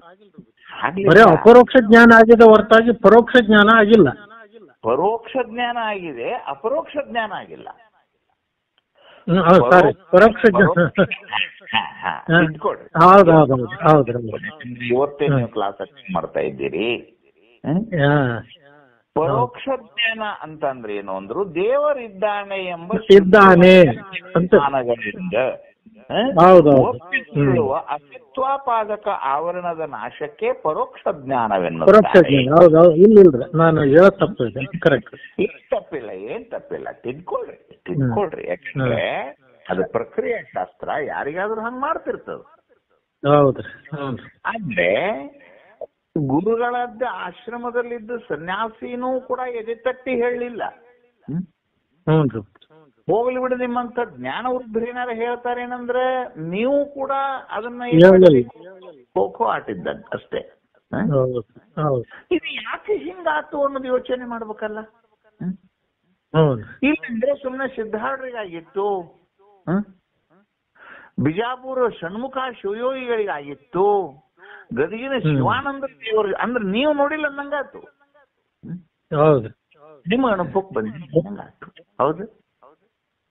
ತತ್ವನಿಷ್ಠೆ ಮಹಾವಾಕ್ಯವನ್ನು ಕೇಳಿದಿರಿ, ವಾಕ್ಯ ಭಾಗವನ್ನ ನಿರಾಕರಣೆ ಮಾಡಿದಿರಿ, ಲಕ್ಷ ಭಾಗದ ವಿರೋಧ ಭಾಗ ತೆಗೆದು ಅಸಿ ಪದದಲ್ಲಿ ನಿಂತ್ಕೊಂಡಿದ್ದೀರಿ, ಅಧ್ಯಯನವನ್ನೇ ಮಾಡಿದಿರಿ. ಅದರಲ್ಲಿ ಎರಡು ಮಾತಿಲ್ಲ ನೀವು. ಆದ್ರೆ ನಿಮ್ಮ ಸ್ವಾನುಭವಕ್ಕೆ ಬಾರದೆ ಹೋದಂತ ಒಂದು ಅತ್ಯಂತ ಸಂದಿಗ್ಧತೆಯನ್ನ ಹುಡುಕ್ಲಿಕ್ಕೆ ಹೊಂಟಿದೀವಿ ನಾವು. ಅದರ ಸಂಬಂಧ ಈ ಪದ್ಯವನ್ನು ಇಷ್ಟು ಆಳವಾಗಿ ತೆಗೆದುಕೊಂಡದ್ದು. ಇವತ್ತು ನಿಮಗೆ ಎಷ್ಟು ಬೇಕೋ ಅಷ್ಟನ್ನು ಮಾಡಿ ನಿಮಗೆ ಅದನ್ನ ಆ ಪದ್ಯವನ್ನು ಮುಗಿಸಿ ಮುಂದಕ್ಕೆ ಹೋಗೋಣ. ಅದು ಒಂದ ದಿವಸ ಎಲ್ಲ ನಿಮಗೆ ಆಗುದಿಲ್ಲ. ನಿಮ್ಗೆ ಎಷ್ಟು ಮನಸ್ಸು ಹಿಡಿತೈತೋ ಅಷ್ಟು ಕೊಡ್ತೀನಿ ಅಂತ ಇವತ್ತು. ಶ್ರುತಿ ಸತಿ ಗುರುದೇವತೆಗಳು ನಿಮಗೆ ಏನ್ ಅಪ್ಪಣೆ ಮಾಡಿದ್ವು ಅಂದ್ರೆ ನೀನೇ ದೇವರಿದ್ದಿ. ಏನ್ ಹೇಳಿದಪ್ಪ ನಿಮಗವು? ಏನ್ ಹೇಳಿದವು ನಿಮಗ? ನೀನೇ ದೇವರಿದ್ದಿ, ನೀನೇ ದೇವರಿದ್ದಿ, ನೀನೇ ದೇವರಿದ್ದಿ. ಏನದು? ಏನ್ ಹೇಳ್ತೀರಿ? ಅದೇ ಹಸಿ ಪದದ ನಿರ್ಣಯ ಈಗ ಆಗ್ಬೇಕಾಯ್ತಲ್ವ ಅದು ಜೀವ. ನಿನ್ನೆ ನಾವು ಚಿಂತನೆ ಮಾಡಿದಿರಿ ಬುದ್ಧಿ. ಜೀವೋ ಬ್ರಹ್ಮೈವ ನಾಪರಃ ಅಂದ್ರೆ ಜೀವೋ ಬ್ರಹ್ಮೈವ ನಾಪರಃ ಅಂದ್ರೆ ಗುರುದೇವತೆಗಳು ಏನ್ ಹೇಳಿ ನಿಮಗ ಜೀವನು ಬ್ರಹ್ಮನಲ್ಲದೆ ಬೇರೆ ಅಲ್ಲ. ಅದಕ್ಕೆ ಕನ್ನಡದಲ್ಲಿ ಏನ್ ಅರ್ಥಪ್ಪ ಅದಕ್ಕೆ ಜೀವನು ಬ್ರಹ್ಮನಲ್ಲದೆ ಬೇರೆ ಅಲ್ಲ. ಇಷ್ಟ ಅದಕ್ಕೆ ಅವಾಗ ಈಗ ನೀವು ಒಂದ್ ಕೆಲಸ ಮಾಡ್ರಿ, ನೀವು ಗುರುಗಳಾಗ್ರಿ, ನಾನು ಶಿಷ್ಯನಾಗ್ತೇನೆ. ನೀವ್ ಏನ್ ಹೇಳಿದ್ರಿ ನನಗೀಗ ಜೀವೋ ಬ್ರಹ್ಮ ಇವ ನ ಪರಃ ಅಂತ ಹೇಳಿದ್ರಿ ನನಗೆ. ಅವಾಗ ನನ್ನ ಮನಸ್ಸಿನಾಗ ಏನ್ ಬತ್ತು ಅಂತಂದ್ರೆ ಏನ್ ಇವ್ರು ಹಿಂಗ್ ಹೇಳ್ತಾರಲ್ಲ, ನಾನು ಹೆಂಗ ದೇವ್ರಾಗ್ತೇನೆ ಅಂತ ನನ್ನ ಮನಸ್ಸಿನಾಗ ಬತ್ತು. ನೀವು ನನಗೆ ಏನ್ ಹೇಳಿದ್ರಿ, ಜೀವನು ದೇವನಲ್ಲದೆ ಬೇರೆ ಅಲ್ಲ ಅಂತ ನೀವು ನನಗೆ ಹೇಳಿದ್ರಿ. ನನ್ನ ಮನಸ್ಸಿನಾಗ ಏನ್ ಬತ್ತಪ್ಪ ಅಂತಂದ್ರೆ ನಾನು ಹೆಂಗ್ ದೇವರಾಗ್ತೇನೆ, ನಾನು ಹುಟ್ಟುವವನು ಸಾಯುವವನು, ನಾನು ಅಲ್ಪಜ್ಞನು, ನಾನು ಕಿಂಚಿದ್ದನು, ನಾನು ಅಶಕ್ತನು. ಹೌದು, ಈ ಭಾವನೆ ನನ್ನೊಳಗಲ್ಲ ಇವು. ಅವಾಗ ನೀವು ಶಾಸ್ತ್ರವನ್ನು ಏನ್ ಹೇಳ್ತೀರಂತಂದ್ರೆ ನನಗೆ ನೋಡು, ಅಂತಃಕರಣ ಅವಚಿನ್ನ ಚೇತನವನ್ನ ನೀನು ಹೊಂದಿಕೊಂಡಿರೋದ್ರಿಂದ, ನೀನು ಅವಿದ್ಯಾ ವ್ಯಾಕೃತನಾಗಿರೋಣದರಿಂದ ನಿನಗೆ ಜೀವ ಭಾವ ಬಂದತಿ. ಅದು ಅಲ್ಲದಿದ್ರೆ ನೀನು ದೇವರೇ ಇದ್ದಿ ಅಂತ ಮತ್ತೆ ನೀವು ನನಗೆ ಶಾಸ್ತ್ರವನ್ನೇ ಹೇಳಿದ್ರಿ. ನೀವು ನನಗಲ್ಲಿ ಉಪಾಧಿಯಿಂದ ಹೇಳಿದಾಗ ನಾನು ನಿಮಗೆ ಏನ್ ಮಾಡಿದೆ ಅಂದ್ರೆ, ಇನ್ನು ನಿಮಗೆ ಎದುರಾಡಲಿಕ್ಕೆ ನನಗೆ ಆಗ್ಲಾರ್ದೆ ನಾನು ಹೋಗ್ಲಿ ಬಿಡಪ್ಪ ಯಾಕೆ ಬೇಕು ನಮಗ ಅಂತ ಅಂದ್ಕೊಂಡು ಎದ್ದು ಹೋಗಿನೇ ಹೊರತು ನಾನು ಒಪ್ಕೊಂಡು ಹೋಗಿಲ್ಲ. ಹೌದಿಲ್ಲ? ನಾನು ಒಪ್ಪಿಕೊಂಡು ಹೋಗಿದ್ರೆ ತಕ್ಷಣದಲ್ಲಿ ಅದರ ಬಗ್ಗೆ ನನ್ನ ಚಿಂತನೆ ನಡೀತಿತ್ತು. ನಾನು ನಿಮ್ಮ ಮಾತು ಒಪ್ಕೊಂಡೇ ಇಲ್ಲ. ನಾನು ಯಾಕೆ ಸುಮ್ಮನೆ ಹೋಗಿದ್ದೀನಿ ಅಂದ್ರೆ, ನೀವ ಪ್ರವಚನ ಮುಗಿಸಿ ಹೋಗಿರ್ಬೋದು ಒಂದು, ಇಲ್ಲಂದ್ರೆ ನಮಗೆ ಯಾಕೆ ಬಿಟ್ಟಿದ್ದೀನಿ ಒಂದು. ಹೌದಿಲ್ಲ? ಮತ್ ನನಗೆ ಯಾಕೆ ಬೇಕಂತ ಬಿಟ್ಟಿನಿ ಅಂದಾಗ ನೀವು ಹೇಳಿದ ಮಾತು ನೆನಪಿಡುವ ಅಗತ್ಯವೇ ಇಲ್ಲ ನನಗ. ನಮಗ್ ಬೇಕಾಗಿಲ್ಲಲ್ಲ ಅದು, ನಮಗ್ ಬೇಕಾಗಿಲ್ಲಲ್ಲ. ಆವಾಗ ಸದ್ಗುರುಗಳಾದವ್ರು ಏನ್ ಮಾಡ್ತಾರಪ್ಪ ಅಂತಂದ್ರೆ, ಈ ತರನಾಗಿ ಪಲಾಯನವಾದವನ್ನು ಮಾಡುದಿಲ್ಲ ಅವರು. ಅವ್ರು ಏನ್ ಮಾಡ್ತಾರೆ ಅಂತಂದ್ರೆ, ಇದಕ್ಕೆ ವಿರುದ್ಧವಾದ ದಿಕ್ಕಿನಲ್ಲಿ ಆ ಶಿಷ್ಯನನ್ನ ಅತ್ಯಂತ ಪ್ರೀತಿಯಿಂದ ಅವನು ಹೌದು ಅನ್ನುವರೆಗೆ ಅನೇಕ ಯುಕ್ತಿಗಳನ್ನು ಮಾಡ್ತಾರೆ. ಅದಕ್ಕೆ ಏನ್ ಮಾಡ್ತಾರೆ, ಅದಕ್ಕೆ ಈಗ ನೀವು ಗೊತ್ತಿಲ್ಲ, ಈಗ ಒಂದು ಉದಾಹರಣೆ, ನೀವು ಹಟ್ಟಿ ಚಿನ್ನದ ಗಣಿಯಲ್ಲಿ ಒಂದು ಸಮಸ್ಯೆ ಆಗೈತಪ್ಪ.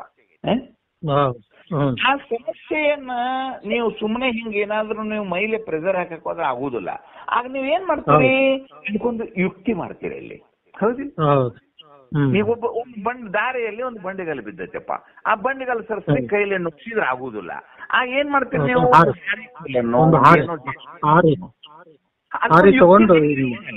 ಯುಕ್ತಿ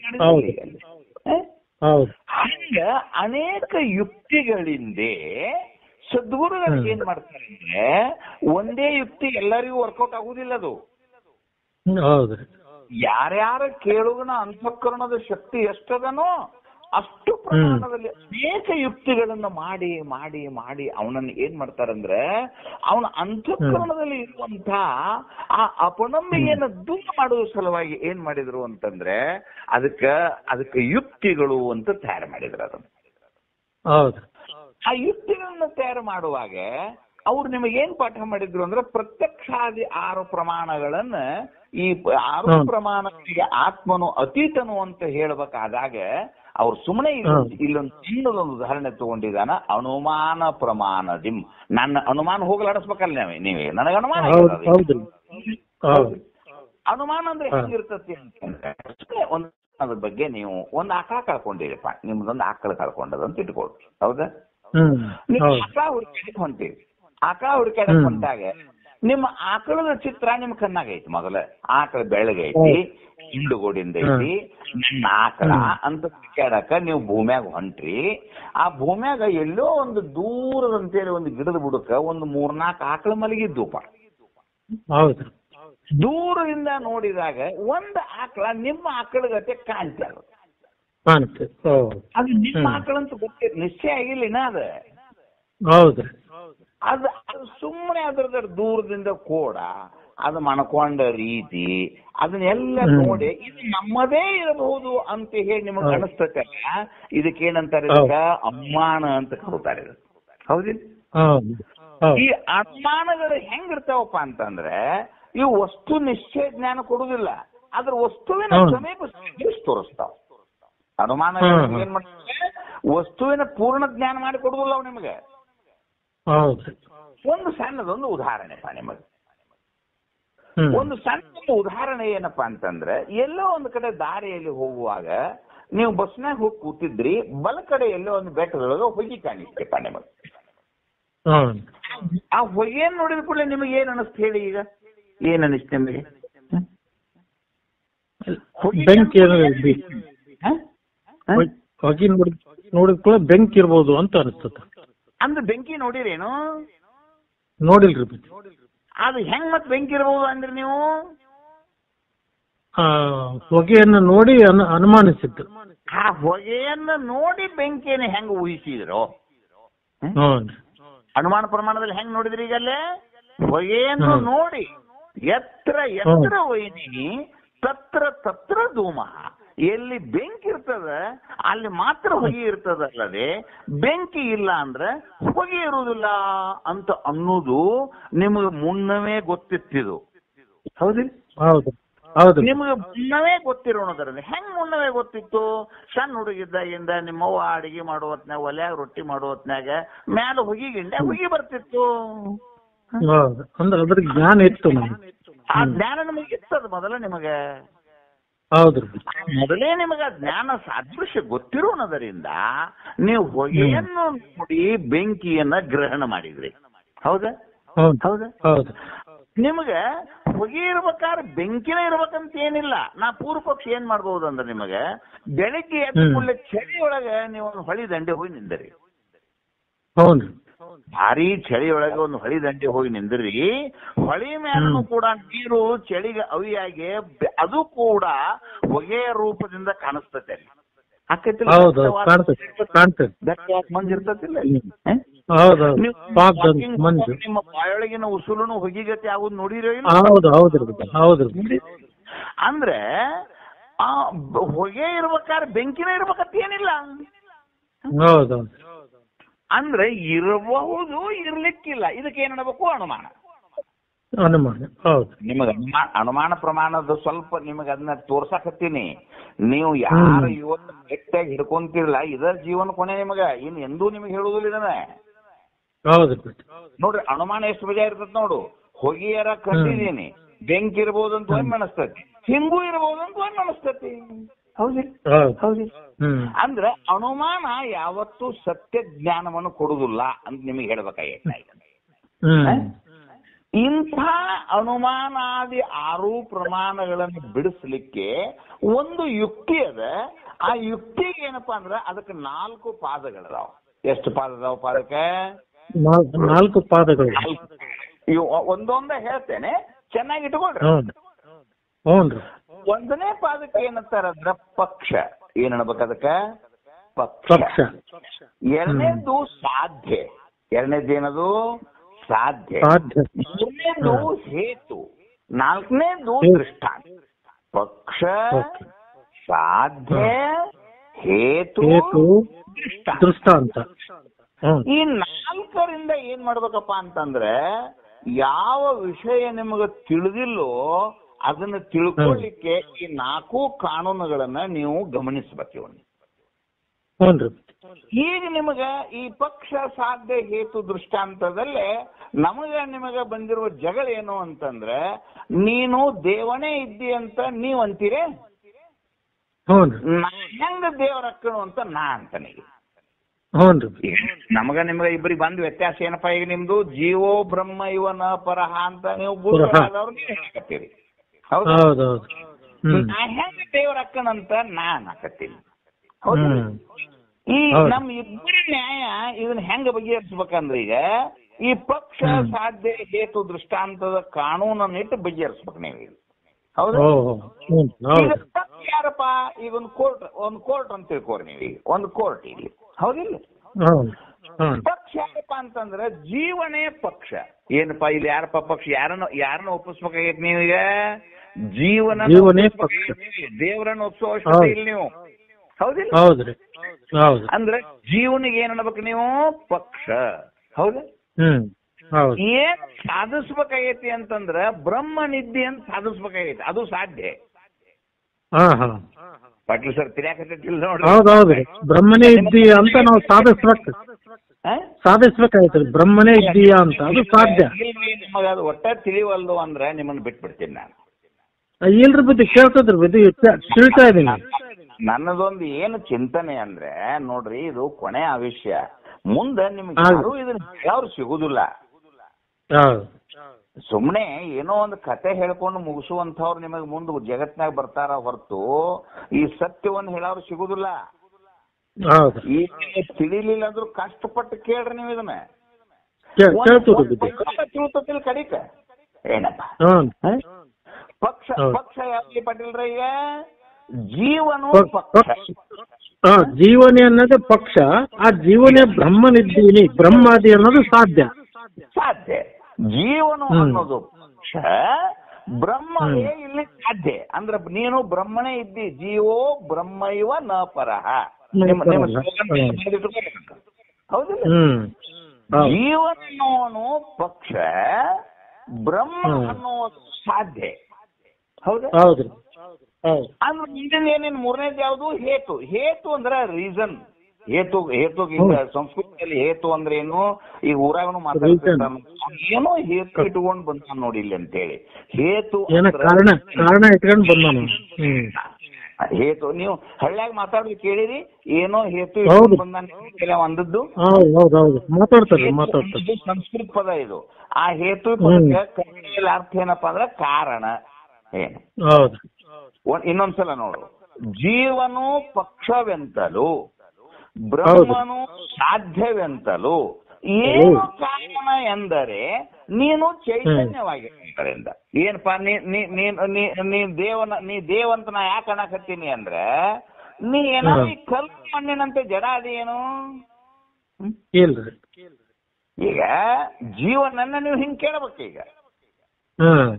ತಮ್ಮ, ನೀನು ಈ ಕಲ್ಲು ಮಣ್ಣಿನಂತೆ ಏನಾದರೂ ಜಡ ಅದೆಯೋ, ಏನು ನಾ ಹೇಳಿದ್ದೀನಿ ತಿಳಿಯಾಕತ್ತೈತೋ ಅಂತ ನೀವು ಕೇಳಿದ್ರೆ ನಾನು ಚೈತನ್ಯವಾಗಿದ್ದೀನಿ, ನಾನು ಚೈತನ್ಯವಾಗಿದ್ದೀನಿ ಅಂತ ಹೇಳ್ತಾನೆ. ನಿಮಗ್ ಗೊತ್ತಿಲ್ಲ ಈಗ ಅದರಲ್ಲಿ. ನೀನು ದೇವನಿದ್ದಿ ಅಂತ ನಾ ಯಾಕಂತನು ಅಂದ್ರೆ ನೀ ಚೈತನ್ಯವಾಗಿರೋದ್ರಿಂದ ಅಂತ ನಿನಗೆ ಅರ್ಥ ಆಗತ್ತೈತ್ರಿ ಪಾಟೀಲ್ರೆ? ನೀನು ದೇವನಿದ್ದಿ ಅಂತ ತಮಾನಿ ದೇವನೇ ಇದ್ದಿ ಅಂತ ನಾನು ನಿನಗೆ ಯಾಕೆ ಅನ್ನಕತ್ತೀನಿ ಅಂದ್ರೆ ನೀನು ಕಲ್ಲು ಮಣ್ಣಿನಂತೆ ಪಾಷಾಣ ಅಲ್ಲ. ಆ ಕಲ್ಲು ಮಣ್ಣುಗಳು ಸುತ್ತಿಗೆಕೊಂಡು ಹೊಡೆದ್ರೆ ಗಪ್ ಇರ್ತಾವ, ನೀ ಚೂಟಿದ್ರೆ ಎಷ್ಟಂತಿ. ಹೌದಿಲ್ರಿ? ಅಂದ್ರೆ ನೀನು ಇಷ್ಟೆಲ್ಲವನ್ನು ಅರಿಯೋಣದರಿಂದ, ನೀನು ಚೈತನ್ಯ ರೂಪನೇ ಇರೋಣದರಿಂದ ನಾನು ನಿನಗೆ ದೇವನಿದ್ದಿ ಎಂದು ಅನ್ನುತ್ತೇನೆ. ಹೌದಿಲ್ಲ? ಕೋರ್ಟ್ನಾಗ ನಿಮಗೆ ಕಳ್ಳತನದ ಅಪವಾದ ಹಿಂಗ್ ಕೊಡುವಾಗ ಹಿಂಗ್ ಮಾತಾಡ್ತಿರ್ಲಿಲ್ಲ ಅವ್ರು ನನಗೆ. ಕೋರ್ಟ್ನಲ್ಲಿ ನಿಮಗೆ ವಕೀಲರು ಹೆಂಗ್ ಹೇಳ್ತಿರ್ತಾರ ಅವರು, ನೀವು ಅದರ ಜೊತೆಗೆ ಅವ್ರ ಸಂಬಂಧಿಕರಾಗಿ ಇರೋಣದರಿಂದ ನೀವು ಅದರ ಭಾಗಿಯಾಗಿರಿ ಅಂತ ಅಂತ ಕೋರ್ಟ್ನಾಗ. ನೀವೇನ್ ಅನ್ಬೇಕು ಈಗ ಇಲ್ಲಿ ನೋಡು ತಮ್ಮ, ನೀನು ಚೈತನ್ಯವಾಗಿ ಇರೋಣದರಿಂದ 3 ಅವಸ್ಥೆಗಳನ್ನ, 3 ದೇಹಗಳನ್ನ, 3 ಜೀವರನ್ನ, 3 ಗುಣಗಳನ್ನ ನೀನು ತಿಳಿಯೋಣದರಿಂದ ನೀನು ದೇವನೇ ಇದ್ದಿ ಅಂತ ನಾನು ಅನ್ನುತ್ತೇನೆ. ಇದೇನ್ ಇದು ಹೇತು. ಹೌದಾ? ದೃಷ್ಟಾಂತ ನಿಮ್ ಕಣ್ಣ ಮುಂದನ ಐತಿ. ಕಲ್ಲು ಮರದಂತೆ ಘಟದಂತೆ ನೀನು ಜಡನಲ್ಲ. ಇದು ದೃಷ್ಟಾಂತ. ದೃಷ್ಟಾಂತ ಅಂದ್ರೆ ಏನದು? ಅದಕ್ಕೊಂದು ಸಾಕ್ಷಿ ಕೊಡ್ಬೇಕಲ್ಲ ಅದಕ್ಕೆ. ಹೌದಿಲ್ಲ? ನೀನು ದೇವನಲ್ಲ ಅಂತ ಅನ್ಲಿಕ್ಕೆ ನಿನ್ನಂತೇಳಿ ಸಾಕ್ಷಿನೇ ಇಲ್ಲ. ಯಾಕಂದ್ರೆ ದೇವನಲ್ಲ ಅಂದ್ರೆ ಈ ಘಟಮಠದಂತೆ ಇರ್ಬೇಕಾಗಿತ್ತು ನೀನು. ಈ ಕಲ್ಲು ಮರಗಳಂತ ಇರ್ಬೇಕಾಗಿತ್ತು ನೀನು. ನೀನು ಕಲ್ಲು ಮರಗಳಂತೆ ಇಲ್ಲದೇ ಇರೋಣದರಿಂದ, ಮೂರು ದೇಹ ಮೂರು ಕಾಲ ಮೂರು ಅವಸ್ಥೆಗಳನ್ನ ಅರಿಯೋಣದರಿಂದ ನೀನು ದೇವನ ಇದ್ದಿ ಅಂತ ನಾನು ಅನ್ನುತ್ತೇನೆ. ಅಂದ್ರೆ ಏನೇನು ಹೇಳಿದಂಗ ಈಗ ಪಕ್ಷ, ಸಾಧ್ಯ, ಹೇತು, ಮೂರು ತಿಳಿದ್ರು. ನಾಲ್ಕು ದೃಷ್ಟಾಂತ ಕೊಟ್ಟನಲ್ಲ. ಕಲ್ಲು ಮರದಂತೆ ದೃಷ್ಟಾಂತ ಏನದು? ಘಟಗಳಂತೆ. ಘಟದಂತೆ. ಅಂದ್ರೆ ನೀನು ಘಟದಂತೆ ಅಲ್ಲ. ಏನ್ ಹೇಳ್ಬೇಕು ನೀವು ದೃಷ್ಟಾಂತದಲ್ಲಿ? ಘಟದಂತೆ ನಾನು ಅಲ್ಲ. ನೀನು ಅಲ್ಲ, ನೀನು ಚೈತನ್ಯ ರೂಪನಾಗಿದ್ದಿ, ನೀನು ಜಡ ರೂಪನು ಅಲ್ಲ ಅಂತ ಹೇಳುವುದರಿಂದ ಅವಾಗೇನ್ ಅನ್ಸಕ್ ಶುರು ಆಯ್ತು, ಹೌದಲ್ಲ ನಾನು ಕಲ್ಲು ಮರದಂತೆ ಅಲ್ಲ, ನಾನು ಚೈತನ್ಯವಾಗಿ ಇದ್ದೇನೆ. ಗುರುಗಳು ಹೇಳುವುದು ಕ್ರಿಯೆ ಐತಿ. ಅವನ ತಲೆ ಏನ್ ಬರಕತ್ತೀಗ? ನಾನು ಮೂರು ದೇಹಗಳನ್ನು ಅರಿತೀನಿ, ಜಾಗ್ರ ಸ್ವಪ್ನ ಸುಷುಪ್ತಿಯನ್ನು ಅರಿತೀನಿ, ಸ್ಥೂಲ ಸೂಕ್ಷ್ಮ ಕಾರಣವನ್ನು ಅರಿತೀನಿ, ವೈಕಾರಿಕ ತೈಜಸ ಭೂಮಿಯನ್ನ ಅರಿತೀನಿ, ಸತ್ವರಜ ತಮಸ್ಸನ್ನ ಅರಿತೀನಿ, ಎಲ್ಲವನ್ನು ಅರಿತೀನಿ ಅಂದಾಗ ಅರುರೂಪನು ನಾನು ಇದ್ದಾಗ, ಅರಿಯುವುದೇ ಬ್ರಹ್ಮದ ಸ್ವರೂಪವಿದ್ದಾಗ ನಾನು ಬ್ರಹ್ಮನಿದ್ದ ಇರಬಹುದು. ಅವನಿಗೇನ್ ತಲೆಯಾಗ ಬರ್ತೀಗ? ನಾನು ಬ್ರಹ್ಮನಿರಬಹುದು. ಇಷ್ಟೆಲ್ಲ ಹೇಳಿದ್ರಂದ್ಮೇಲೆ ನಾನು ಬ್ರಹ್ಮನಿದ್ದೇನೆ ಇರಬಹುದು. ಶಬಾಷ್ ಶಬಾಷ್ ಶಬಾಷ್. ಯಾವಾಗ ನೀವು ಯುಕ್ತಿಯನ್ನ ಬಳಸಿ ಪಕ್ಷ, ಸಾಧ್ಯ, ಹೇತು, ದೃಷ್ಟಾಂತದಿಂದ ಅವನನ್ನು ಕುಂಡ್ರಿಸಿಕೊಂಡು ಅವನ ಅಂತಃಕರಣ ಸಂಶಯ ನಿವಾರಣೆ ಯಾವಾಗ ಮಾಡಕ್ ಹಚ್ಚಿದ್ರಿಯೋ ಅವಾಗ ಮಾತ್ರ ಏನ್ ಬತ್ತು ಅಂದ್ರೆ ಇದ್ದರೂ ಇರಬಹುದು. ಇನ್ನ ಪಕ್ಕ ಮುಗುದಿಲ್ಲ ಒಂದು, ಮುಗುದಿಲ್ಲ. ಹೌದು ಹೌದ್ರಿ, ಇನ್ನ ಮುಗುದಿಲ್ಲ ಒಂದು. ಹೌದ್ರಿ, ಇದ್ರೂ ಇರಬಹುದು. ಸಮೀಪಕ್ಕೆ ಬಂದವ ಈಗ ನಿಮ್ ಸಮೀಪಕ್ಕೆ ಬಂದವ. ಈಗ ಮೊದಲ ನೀವು ಒಮ್ಮೆಗೆ ಜೀವೋ ಬ್ರಹ್ಮೈವ ನಾಪರಹ ಅಂತ ನೀವು ತತ್ವಮಸಿ ಮಾವಾಗಿ ಬಿಡಿಸ್ತಾ ನಿಮ್ ಸಮೀಪ ಇದ್ದಿದ್ದಿಲ್ಲವ. ಹೌದೌದ್ರಿ. ಏನ್ ಹಂಗ ಗುರುಗಳು ಹಂಗ ಹಿಂದಿನಿಂದ ಹೇಳ್ಕೊತ ಬಂದಾರ, ಈಗೂ ಹಂಗ ಹೇಳ್ತಾರ. ನಮ್ಗೆ ಯಾಕೆ ಬೇಕು ಬಿಡೋದ್ ಬಿಟ್ಟಿದ್ದಾವ್ ನಿಮ್ಮನ್ನ. ಹೌದು. ಈಗ ನೀವು ಯಾವಾಗ ಅವನನ್ನ ಕುಂಡ್ರಿಸ್ಕೊಂಡು ಅವನ ಮೈ ತಿಕ್ಕಿ ಅವನಿಗೆ ಪ್ರೀತಿಯಿಂದ ಈ ಪಕ್ಷ, ಸಾಧ್ಯ, ಹೇತು, ದೃಷ್ಟಾಂತದಿಂದ ಅವನಿಗೆ ಅನೇಕ ಯುಕ್ತಿ, ಅನೇಕ ಕಥೆ, ಅನೇಕ ಪ್ರಮಾಣಗಳನ್ನು ಕೊಟ್ಟು ಹೇಳಿದಿರಲ್ಲ, ಅವಾಗ ಅವನಿಗೆ ಏನು ಬಂದ್ರೆ ಇದ್ರೂ ಇರಬಹುದು ಅಂತ ಬಂತು. ಹೌದಾ? ಹೌದು. ಮಾನವನಿಂದ ದೈವತ್ವ ಇದ್ರೂ ಇರಬಹುದು ಅಂತ ಅವನ ತಲೆ ಒಳಗೆ ಬಂದ. ಇದ್ರೂ ಇರಬಹುದು ಅನ್ನೋದು ನಿಶ್ಚಯ ಆಗ್ಬೇಕೋ ಬ್ಯಾಡ್ರಿ ಪಟೇಲ್ರ? ಇದು ನಿಶ್ಚಯ ಆಗ್ಬೇಕೋ ಬ್ಯಾಡೋ? ಆಗ್ಬೇಕ್ರಿ, ಆಗಿರಬೇಕು. ಈ ನಿಶ್ಚಯ ಆಗ್ಬೇಕಾತಂದ್ರೆ ಆ ಅದು ಇದ್ದರೂ ಇರಬಹುದು ಅನ್ನೋದಕ್ಕಿಂತ ಇದ್ದೇನೆ ಅನ್ನೋ ಒಂದು ನಿಶ್ಚಯ ಆಗ್ಬೇಕು. ಶಬಾಷ್. ಅಂದ್ರೆ ಇರಬಹುದು ಅನ್ನೋದ್ರಿಂದ ಹೋಗಿ ಎಲ್ಲಿ ಮುಟ್ಟಬೇಕಿದು? ಇದ್ದೇನೆ. ಹೌದು. ಅವಾಗ ಎರಡನೇ ಪ್ರಶ್ನೆಯನ್ನು ಕೇಳಬೇಕು ಅವನು. ಎರಡನೇ ಪ್ರಶ್ನೆಯನ್ನು ಕೇಳೋದು ನೋಡಿ, ಯುಕ್ತಿಗಳನ್ನ ಹೆಂಗ್, ಶಾಸ್ತ್ರವನ್ನ ಹೆಂಗ್ ಎಷ್ಟಾರ ರಚನೆ ಮಾಡಿದ್ದಾರೋ, ಎಷ್ಟಾರ ನೋಡಿದ್ದಾರೋ ನೋಡ್ರಿ ನೀವು. ಎರಡನೇ ಪ್ರಶ್ನೆ ಏನಪ್ಪಾ ಅಂತಂದ್ರೆ, ನೋಡು ಜಗತ್ತಿನಲ್ಲಿ ಕಾಣುವಂತ ಎರಡು ಚೈತನ್ಯಗಳು ಯಾವುದು? ಒಂದು ಜೀವ, ಒಂದು ಬ್ರಹ್ಮ. ಹೌದಾ? ಒಂದು ಜೀವ ಮತ್ತು ಬ್ರಹ್ಮ ಎರಡು ಚೈತನ್ಯದಲ್ಲೇ ನೀನು ನಿನ್ನ ಪಕ್ಷದ ಪ್ರಕಾರ ನೀ ಚೈತನ್ಯ ಅಲ್ಲ ಅಂತ ತಿಳ್ಕೊ. ಈ ಚೈತನ್ಯ ಅಲ್ಲ ಅಂದ್ರ ಈ ಕಲ್ಲು ಮರದಂತೆ ಆಗ್ಬೇಕಾಗಿತ್ತ. ನೀನು ಈ ಕಲ್ಲು ಮರದಂತೆ ಇರ್ಬೇಕಾಗಿತ್ತಲ್ಲ, ಹಂಗದೇನು? ಇಲ್ಲ. ಹಂಗಾರ ನೀನು ದೇವನಲ್ಲ ಅಥವಾ ಬ್ರಹ್ಮವೇ ಇಲ್ಲ ಅಂತಂದ್ರೆ ಎದುರಿಗಿರುವಂತ ಮೂಲವಾದಂತ ಬ್ರಹ್ಮ ಚೈತನ್ಯವು ಅದು ಕಲ್ಮರದಂತೆ ಆಗ್ಬೇಕಾಗಿತ್ತು. ಇಲ್ಲ ನೀನು ಕಲ್ಲಿನಂತೆ ಆಗ್ಬೇಕ, ಇಲ್ಲ ಬ್ರಹ್ಮವು ಕಲ್ಲಿನಂತೆ ಆಗ್ಬೇಕ. ಬ್ರಹ್ಮವು ಕಲ್ಲಿನಂತೆ ಅತಿ ಅಂತ ಒಂದು ವೇಳೆ ನೀವು ಒಪ್ಕೊಂಡ್ರ ಈ ವಿಶಾಲವಾದ ವಿಶ್ವವನ್ನು ಸೃಷ್ಟಿ ಮಾಡಿದ್ದ ಚೈತನ್ಯದಿಂದ ಸೃಷ್ಟಿ ಆಕತ್ತೋ ಏನೋ ಜಡದಿಂದ ಸೃಷ್ಟಿ ಆಕತ್ತೋ? ಚೈತನ್ಯದಿಂದನೇ ಆಗಿದೆ, ವಿಶ್ವ ಚೈತನ್ಯದಿಂದನೇ ಆಗಿದೆ. ಚೈತನ್ಯದಿಂದಲೇ ಜಗತ್ತು ಸೃಷ್ಟಿ ಆಕತ್ತಂತ ನಿಮಗೆ ಗೊತ್ತಿದ್ದಾಗ ಮತ್ತೆ ಬ್ರಹ್ಮ ಚೈತನ್ಯ ಐತೋ ಏನ್ ಜಡ ಆಯ್ತು? ಚೈತನ್ಯನೇ ಐತ್ರಿ. ಈ ಪಂಚ ಮಹಾಭೂತಗಳನ್ನ, ಈ ಪಂಚೀಕರಣದಿಂದ ಬ್ರಹ್ಮಾಂಡ ಪಿಂಡಾಂಡಗಳನ್ನ ನೀವೇನಾರು ಮಾಡಿರೇನು? ಇಲ್ರಿ. ನೀವು ಹುಟ್ಟುವಕ್ಕಿಂತ ಮೊದಲು ನಿಮ್ಮ ಕಣ್ಣಿಗೆ ಕಾಣದ ಕೇವಲ ಒಂದು ಚೈತನ್ಯ ತತ್ವ ಈ ವಿರಾಟ್ ರೂಪ ಒಂದು ವಿಶ್ವವನ್ನು ರಚಿಸೈತಪ್ಪ ಅಂತಂದಾಗ ಆ ರಚಿಸಿದ ವಸ್ತು ಚೈತನ್ಯ ಐತೋ ಜಡ ಆಯ್ತು? ಚೈತನ್ಯ ಐತ್ರಿ. ಮತ್ ಚೈತನ್ಯವೇ ಐತಿ ಅಂತಂದಾಗ ಆ ಚೈತನ್ಯದ ಅಂಶವೇ ನಿನ್ನಲ್ಲಿ ಐತಿ ಅಂತಂದಾಗ ನೀನು ಚೈತನ್ಯ ರೂಪಣೆ ಇದ್ದಿ. ಹೌದು. ನೀನು ಜಡ ರೂಪನು ಅಲ್ಲ. ಎರಡನೇ ಯುಕ್ತಿ ನೋಡಿ. ಒಂದನೇ ಯುಕ್ತಿ ಒಳಗೆ ಏನ್ ಮಾಡಿ ತೋರಿಸಿನಿ? ಪಕ್ಷ ಸಾಧ್ಯ ಹೇತು ದೃಷ್ಟಾಂತದಿಂದ ತೋರಿಸಿನಿ. ಹೌದ್ರಿ. ಜೀವನೇ ಪಕ್ಷ ಏನ್ ತೋರಿಸಿನ ನಿಮಗ? ಇಬ್ಬರು ಚೈತನ್ಯ ರೂಪರೇ ಅಂತ ಸಿದ್ಧಿ ಮಾಡೀನಿ. ಹೌದು. ಯಾಕಂದ್ರೆ ನೀನು ಜಡನಲ್ಲ, ನೀನು ಕಲ್ಲಲ್ಲ ಅನ್ನೋದು ನಿನ್ನ ಬಾಯಿಂದನೇ ಬರ್ತದೆ. ಇದು ಹೌದ್ರಿ. ಹಂಗಾರ ಬ್ರಹ್ಮ ಏನ್ರ ಜಡ ಐತೇನು ಅಂತಂದ್ರೆ ಜಡದಿಂದ ಜಡಭೂತವಾದ ಸೃಷ್ಟಿ ಹೆಂಗಕತ್ತದ? ಹೌದೌದು. ಅದಕ್ಕಾಗಿ ಅವನು ಸಹ ಚೈತನ್ಯ ರೂಪ. ಕುಂಬಾರನು ಚೈತನ್ಯವಾಗಿ ಇದ್ರ ಗಡಿಗೆ ಎನ್ನುವಂತ ವಸ್ತು ಮಾಡಬಹುದು. ಹೌದು. ಕುಂಬಾರನೇ ಜಡ ರೂಪ ಇತ್ತಂದ್ರೆ ಆಗದಿಲ್ರಿ. ಗಡಿಗೆ ಮಾಡಕ್ ಬರ್ತಿತ್ತೇನು? ಬರ್ತದ ಆಗದಿಲ್ಲ. ಒಬ್ಬ ಸತ್ತ ಕುಂಬಾರನ ಮುಂದೆ ಒಂದ್ ಹೆಡಿಗೆ ಮಣ್ಣು ಇಡ್ರಿಪ್ಪ, ಅವ್ ಗಡಿಗೆ ಮಾಡ್ತಾನೆ ನೋಡೋಣ. ಆಗದಿಲ್ರಿ. ಅಂದ್ರೆ ಗಡಿಗೆ ರೂಪದ ಒಂದು ವಸ್ತು ತಯಾರಾಗಬೇಕಾರ ಚೈತನ್ಯ ರೂಪನಾದ ಕುಂಬಾರ ಇರ್ಬೇಕಲ್ಲೇ. ಹೌದ್ರಿ. ಹಂಗ ವಿಶ್ವರೂಪವಾದಂತಹ ಇದೊಂದು ವಿಶ್ವ ತಯಾರಾಗಬೇಕಾರ ಚೈತನ್ಯ ರೂಪನಾದ ದೇವನ ಇರಬೇಕು. ಹೌದ್ರಿ. ಇದು ಅನುಮಾನ ಪ್ರಮಾಣದಿಂ, ಬರೀ ಒಂದು ಅನುಮಾನ ಪ್ರಮಾಣ ಆಗತ್ತೆ. ಅಂದ್ರೆ ಇಂಥವ್ 6 ಪ್ರಮಾಣ ಬಿಡಿಸ್ಬೇಕಿನ್ನ 6 ಹೇಳಿದ್ರೆ ಕೆಟ್ಟದು ಏನು ಇಲ್ರಿ. ಇಂಟ್ರೆಸ್ಟಿಂಗ್ ಐತ್ರಿ. ನಿಮಗೆ ಜೀವನದೊಳಗೆ ಇಷ್ಟರ ಜೀವನದಾಗ ನಿಮಗ್ ಸಿಗಲಿ, ಉಳಿದದ್ದನ್ನ ನಿಮ್ ಪುಣ್ಯ ಇತ್ತಪ್ಪ ಅಂದ್ರ ನೀವ್ ಹೇಳಿಸ್ಕೋತೀರಿ. ಯಾಕಂದ್ರೆ ಇದನ್ನ ದಿನ ಮನ್ನಣೆ ಮಾಡ್ಬೇಕಿನ್ನ, ಇದನ್ನ ಮನ್ನಣೆ ಮಾಡಿದ್ದಿಂದ ಮುಂದಿನ ಲಿಂಗ ಹೇಳುದು. ಹೌದಿಲ್ಲ?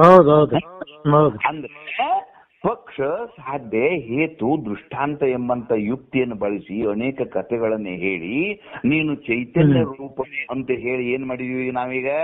ಶಿಷ್ಯನನ್ನ ಒಡಂಬಡಿಸಿದೀವಿ. ಹೌದು.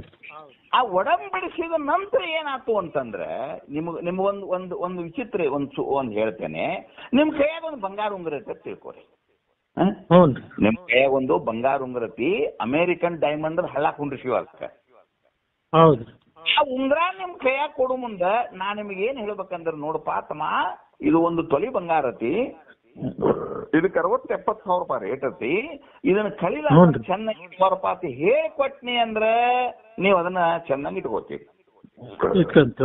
ನಿಮ್ಗೆ ಆ ಉಂಗ್ರದ ಮಹತ್ವವೇ ಗೊತ್ತಿಲ್ಲ, ಅದ್ರ ಬೆಲೆನೇ ಗೊತ್ತಿಲ್ಲ ಅಂದ್ಮೇಲೆ ಅದಕ್ಕ ನಾವು ಕೇರ್ ತಗೊಳೋದಿಲ್ರಿ. ಈಗ ಏನಾತಂದ್ರ ಅವನಿಗೆ ನಾನು ಚೈತನ್ಯ ರೂಪಣೆ ಇದ್ದೇನೆ ಎಂಬ ಬೆಲೆ ಗೊತ್ತಾತ ಅವನಿಗೆ. ಹೌದು. ಯಾವಾಗ ಪಕ್ಷ ಸಾಧ್ಯ ಹೇತು ದೃಷ್ಟಾಂತದಿಂದ ತಿಳಿಸಿದ್ರಲ್ಲ ಅವಾಗ ಏನಾಯ್ತು? ಚೈತನ್ಯ ನಾನು ಹೆಣ್ಣ, ನಾನು ಹುಟ್ಟಿಲ್ಲ, ನಾನು ಸಾವಿಲ್ಲ, ನಾನು ದೊಡ್ಡವನಲ್ಲ, ನಾನು ಸಣ್ಣವನಲ್ಲ, ನನಗೆ ಕುಲಜಾತಿ ನಾಮ ರೂಪಗಳು ಇಲ್ಲ, ನಾನು ಕೇವಲ ಶಿವೋಹಂ ರೂಪಣಿದ್ದೇನೆ ಎಂಬಂತ ಜ್ಞಾನ ಅವಾಗ ಬತ್ತು ಅಂದಿಂದ ಅವ ಏನ್ ಮಾಡ್ತಾನೆ? ಅದನ್ನ ಜೋಪಾನ ಮಾಡಿ ಇಟ್ಕೋತಾನೆ. ನಾವು ಅದನ್ನ ಜೋಪಾನ ಮಾಡಿ ಕಳಿಲಾರ್ದಂಗ ಮರಿಲಾರ್ದಂಗ ಮನದೊಳಗ ಪುನಃ ಪುನಃ ಪುನಃ ಅವ್ ಸ್ಮರಣೆ ತೋಳದಕ್ಕ ಮನನ ಅಂತ ಕರ್ತಾರೆ ನೋಡಪ್ಪ. ಮನನ ಇದನ್ನ ಸಿದ್ಧಿ ಮಾಡಾಕ ಇಷ್ಟು ದನ್ಕೊಂಡಿನಿ ನಾನು. ಮನನ ಯಾವಾಗ ಮಾಡ್ತೀರಿ ಅಂತಂದ್ರ ನಿಮ್ಗ ಅದ್ರ ಮೊದಲಾದ್ರ ಮೂಲ ಬೆಲೆ ಗೊತ್ತಾಗ್ಬೇಕು ನಿಮಗ. ಹೌದೌದು, ಗೊತ್ತಾಗ್ಬೇಕ್ರಿ. ಅಂದ್ರೇನು ಅದ್ರ ಬಗ್ಗೆ ನಾವು ಚಿಂತಿಸ್ತೀವಿ, ಮನನ ಮಾಡ್ತೀವಿ, ಪುನಃ ಪುನಃ ಸ್ಮರಿಸಿರ್ತೀವಿ. ಅದ್ರ ಬಗ್ಗೆ ಕಾಳಜಿ ಮಾಡ್ತೀರಿ. ನಾ ಬರೇ ಓಂ ಶಿವ ಅನ್ಕೋತ ಹೋಗ ನನ್ನ ಮಗನ ಅಂತ ಅನ್ನಿ ಗುರುಗಳು ಓಂ ಶಿವ ನೀವ್ ಎದ್ಕೊಂಡು ಹೊಂಟ್ರಿ, ನೀವ್ ಯಾಕಂತೀರಿ ಓಂ ನಮ ಶಿವ ಅದನ್ನ?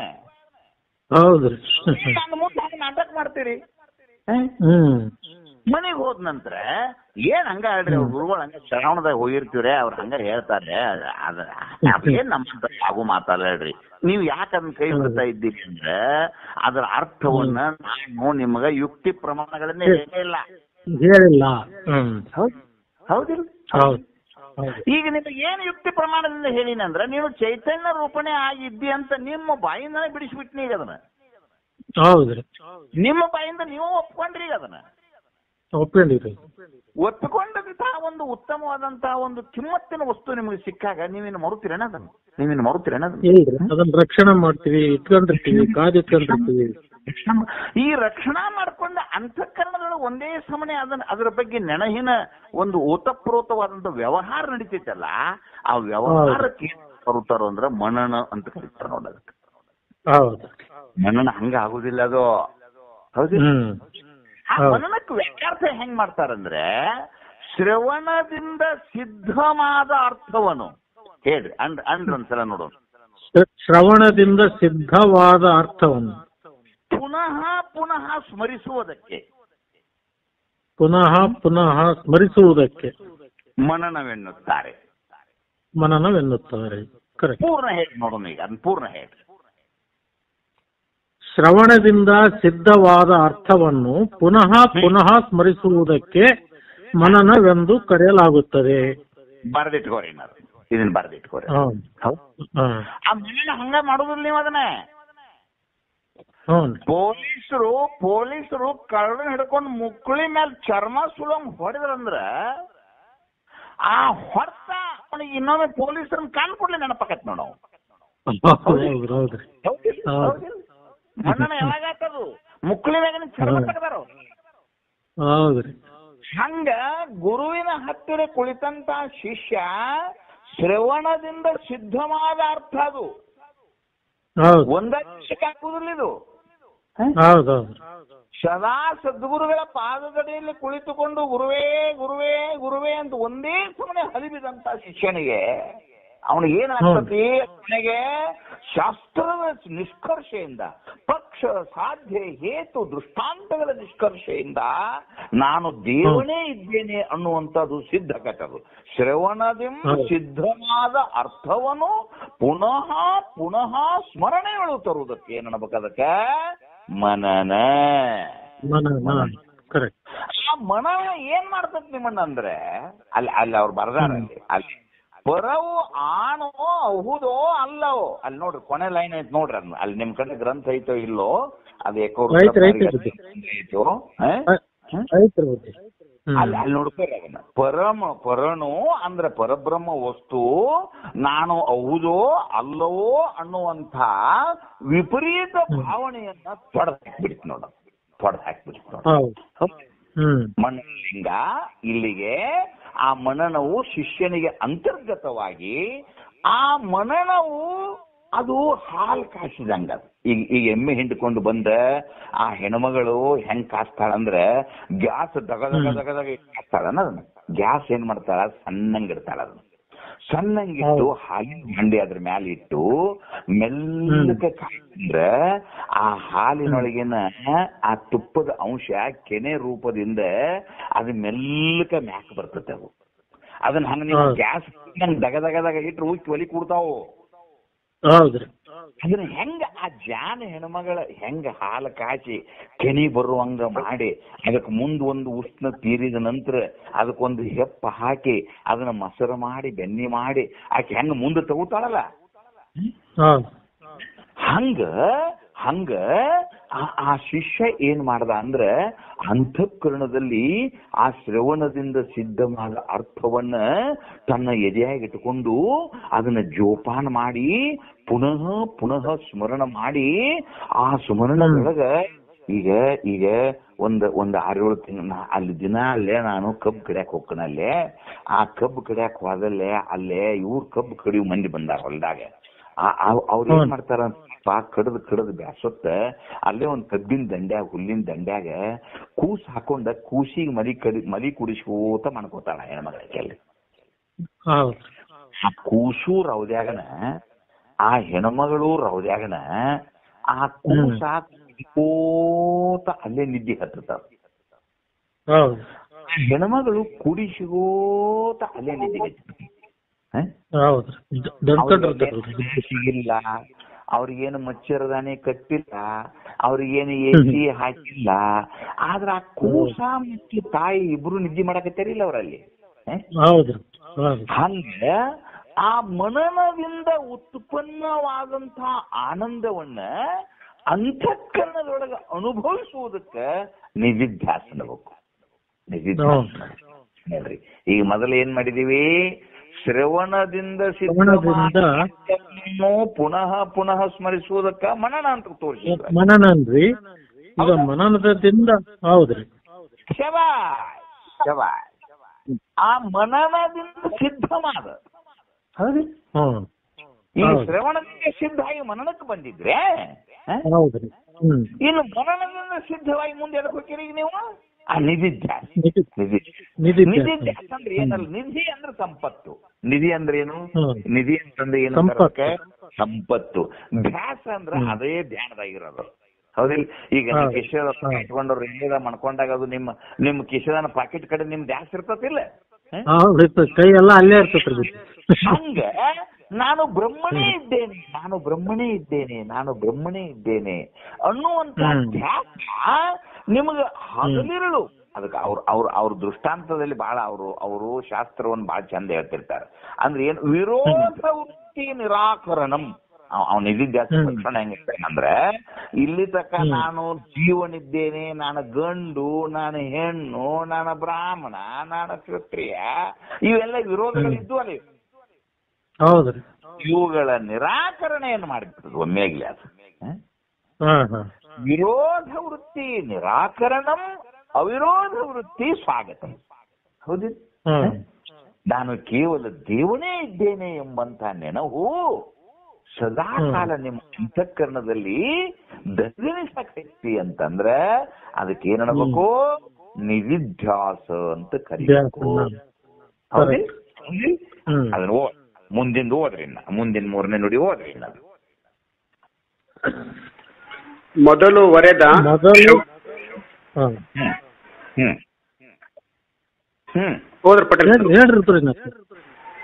ಮೊದಲು ವರೆದ ಶ್ರವಣದಿಂದ ಉರೆ ಮನನವು ಅದರಿಂ ನಿರ್ಧರಿಸಿದ ಶಂಭುಲಿಂಗ ಪದದ ಅಚಲಿತ ಭಾವನೆಯೇ ನಿಧಿಧ್ಯಾಸದ ನಿಜರೂಪವದು. ಪುದಿದ ಅಹಮಾದಿಯೋಳ್ ನಿಲ್ಲು, ಅಷ್ಟೇ ನಿಲ್ಲು. ಭಾಳ ಆಗತ್ತೆ ನಿನಗ, ಭಾಳ ಆಗತ್ತೆ ನೋಡು. ಮೊದಲವರೆದು ಅಂದ್ರೇನು? ಶ್ರವಣಲಿಂಗ ಹೇಳುವತ್ನಾಗ ಏನು ಹೇಳಿದ್ನಲ್ಲ, ಆ ಶ್ರವಣ ಅಂದ್ರೆ ಏನು ಅನ್ನೋದು ಶ್ರುತಿ ಷಟ್ಲಿಂಗ ಪೂರ್ವಕವಾಗಿ ಉಪಕ್ರಮ ಉಪಸಂಹಾರ ಧ್ಯಾಸ ಪೂರ್ವತಾ ಫಲಾರ್ಥವಾದ ಉಪಪತ್ತಿ ಎಂಬ ಷಡ್ಲಿಂಗ ಪೂರ್ಣಕವಾದಂತ ಶ್ರವಣದಿಂದ ಸಿದ್ಧವಾದ ಅರ್ಥವು ಮನನವೆಂತಲೂ, ಮನನದಿಂದ ಸಿದ್ಧವಾದಂತ ನಿರ್ಧರಿಸಿದ ಶಂಭುಲಿಂಗವೇ ನಾನು ಅನ್ನುವಂತ ಅಚಲಿತ ಭಾವನೆಗೆ ಏನಂತ ಕರಿಬೇಕು? ಅದಕ್ಕ ನಿಧಿಧ್ಯಾಸ ಅಂತ ಕರಿಬೇಕು ಅಂತ ಅಪ್ಪಣೆ ಮಾಡಿದ್ರು. ಪಂಡ್ರೆ ಇಲ್ಲಿ ತನಕ ಕ್ಲಿಯರ್ ಆಗಿರಲಿಲ್ಲ ಈಗ? ಇಲ್ಲಿ ತನಕ ಕ್ಲಿಯರ್ ಆಗಿರಲಿಲ್ಲ ಈಗ? ಬಹಳ ಕ್ಲಿಯರ್ ಆಗಿ ಒಂದ್ಸಲ ಹೇಳಿಬಿಡ್ರಿ ನೋಡೋಣ, ಹೆಂಗ್ ಕ್ಲಿಯರ್ ಅದ್ರಿ ಹೇಳಿಬಿಡ್ರಿ.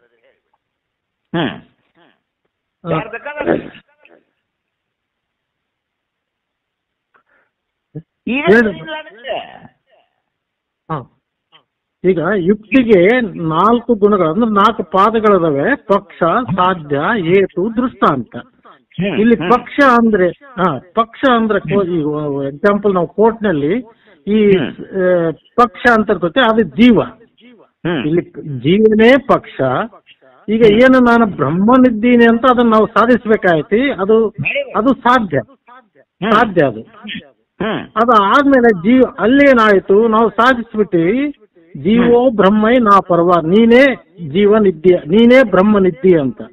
ಅಲ್ಲಿ ಕಾರಣ ಏನ್ ಬರ್ತದೆ ನೋಡ್ರಿ, ಕಾರಣ ಹೇತು ಅಂದ್ರೆ ಅದಕ್ಕೆ ಹೆಂಗಪ್ಪ ನೀನು ಹೆಂಗಿದ್ದಿ, ಹಂಗ ಸುಮ್ನ ನಾನು ಬ್ರಹ್ಮನಿದ್ದೀನಿ ಅಂತ ಅನ್ನಕ್ಕೆ ಹೆಂಗ ಕಾರಣ ಅಂದ್ರೆ ಅದು ಚೈತನ್ಯ ಇರ್ಬೇಕು. ಯಾಕಂದ್ರೆ ಜಡ ಅಲ್ಲ, ಅದು ಚೈತನ್ಯ ಇರುವುದೊಂದು, ಅರಿಯುವುದೊಂದು ಇರೋದ್ರಿಂದ ನಾನೇ ದೇವನೇ ಇದ್ದೀನಿ, ನಾನೇ ಬ್ರಹ್ಮನೇ ಇದ್ದೀನಿ ಅಂದ್ರೆ 3 ಅವಸ್ಥೆಗಳನ್ನು, 3 ಗುಣಗಳನ್ನು, 3 ದೇಹಗಳನ್ನು, ಇವೆಲ್ಲವುಗಳನ್ನು ದಾಟಿ ಇದನ್ನೆಲ್ಲ ಅರ್ಥ ಮಾಡ್ಕೊಂತ ನಾನು ಚೈತನ್ಯ ಸ್ವರೂಪನಿದ್ದೀನಿ ಅಂತ ಅದು ನಮ್ಗೆ ಇದಾಯ್ತ್ರಿ. ಅದು ಆಮೇಲೆ ಇದು ಆಗ್ಬೇಕಾದ್ರೆ ಹಂಗ ಸುಮ್ನೆ ಆಗ್ಲಿಲ್ಲ. ಇದು ನಾವು ಗುರು ಮುಖೇನ ಅಂದ್ರೆ ಗುರುವಿನ ಹತ್ರ ಹೋಗಿ ಗುರುವಿನನ್ನು ಬೇಡಿಕೊಂಡು ಅವರ ಸೇವೆ ಮಾಡ್ತಾ, ಪ್ರತಿಯೊಂದು ಶ್ರವಣ ಮಾಡ್ತಾ, ಅದೇ ಶ್ರವಣದಿಂದ ಮನನ ಮಾಡ್ತಾ, ಆ ಶ್ರವಣದಿಂದ ನಮ್ದು ಅಂತಃಕರಣದಲ್ಲಿ ಸಿದ್ಧವಾಗಬೇಕಾದ್ರ ಅರ್ಥ.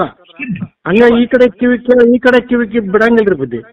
ಆ ಶ್ರವಣದಿಂದ ಅಂತಃಕರಣದಲ್ಲಿ ಸಿದ್ಧವಾದ ಅರ್ಥವನ್ನು ನಾವು ಪುನಃ ಅದನ್ನ ನಾವು ಜ್ಞಾಪಿಸ್ಕೊಂತ ಇದ್ರೆ ಸ್ಮರಿಸ್ಕೊಂತ ಇದ್ರೆ ಅದಕ್ಕೆ ಮನನ ಅಂತ ನಾವು ಕರಿತೀವಿ. ಶಬಾಷ್. ಆ ಗುರುವಿನ ಹತ್ರ ಅದೇ ಮನನವನ್ನು ಆ ಮನನದಿಂದ ನಾವು ಸಿದ್ಧವಾದ್ದನ್ನು ನಾವು ಆಚರಣೆಯಲ್ಲಿ ತಂದಾಗ ಅದಕ್ಕೆ ನಿಧಿಧ್ಯಾಸನ. ನಿಧಿ ಅಂದ್ರೆ ಇಲ್ಲಿ ಸಂಪತ್ತು, ಅದನ್ನ ನಾವು ಕಾಪಾಡ್ಕೊಂಡು ನಿಧಿಧ್ಯಾಸನ ಮಾಡಬೇಕು. ನಿಧಿಧ್ಯಾಸನ ಅಂದ್ರೆ ಇಲ್ಲಿ ವಿರೋಧ ಭಾಗವನ್ನೆಲ್ಲ ನಾವು ತೆಗೆದು ಬಿಡ್ಬೇಕು. ಅಂದ್ರೆ ನಾನು ಬ್ರಾಹ್ಮಣ ಇದೀನಿ, ನಾನು ಹೆಣ್ಣು ಗಂಡು, ಈ ದೇಹ ಧರ್ಮಗಳನ್ನೆಲ್ಲ ತೆಗೆದು ಬಿಟ್ಟು ಚೈತನ್ಯ ರೂಪದೊಂದು ಮಾತ್ರ ಅದೀನಿ ಅಂತ ನಾವು ತಿಳ್ಕೊಬೇಕಾಯ್ತು. ಶಬಾಷ್ ಶಬಾಷ್ ಶಬಾಷ್. ನೋಡಿ, ಬಹಳ ಬಹಳ ಬಹಳ ಹೌದು ಹೌದು ಹೌದು, ಬಹಳ ದೊಡ್ಡ ಕೆಲಸ ಮಾಡಿದ್ವಿ. ಅನಾತ್ಮಕಾರ ತಿರಸ್ಕಾರ ಪೂರ್ವಕಂ. ಇಲ್ಲಿ ತಕ ನಿಧಿಧ್ಯಾಸನ ಹೆಂಗ ಈ ಜಡ ವೃತ್ತಿ ಪ್ರವಾಹ ಬರ್ತಿದ್ವಲ್ಲ ನಿಮ್ಮ ಅಂತೇಳಿ, ಹೌದು, ಜಡರೂಪವಾದ ವೃತ್ತಿ ಪ್ರವಾಹಗಳನ್ನ ತಿರಸ್ಕಾರ ಮಾಡ್ಕೋಬೇಕು, ಆತ್ಮಕಾರ ವೃತ್ತಿಯನ್ನ ಸ್ವಾಗತ ಮಾಡ್ಕೋಬೇಕು. ಈ ಅನಾತ್ಮಕಾರ ವೃತ್ತಿಗಳು ಏನು? ಈ ಕೈಗಳು, ಕಾಲುಗಳು, ದೇಹ, ನನ್ನು, ಸಾವು, ವೃತ್ತಿಯು ಹೌದಿಲ್ಲ? ನಾನು ಚಿತ್ತು, ನಿತ್ಯ, ಆನಂದ, ಪೂರ್ಣ ಎನ್ನುವುದು ಆತ್ಮಾಕಾರ ವೃತ್ತಿಗಳಿವೆ, ಹೌದಿಲ್ಲ?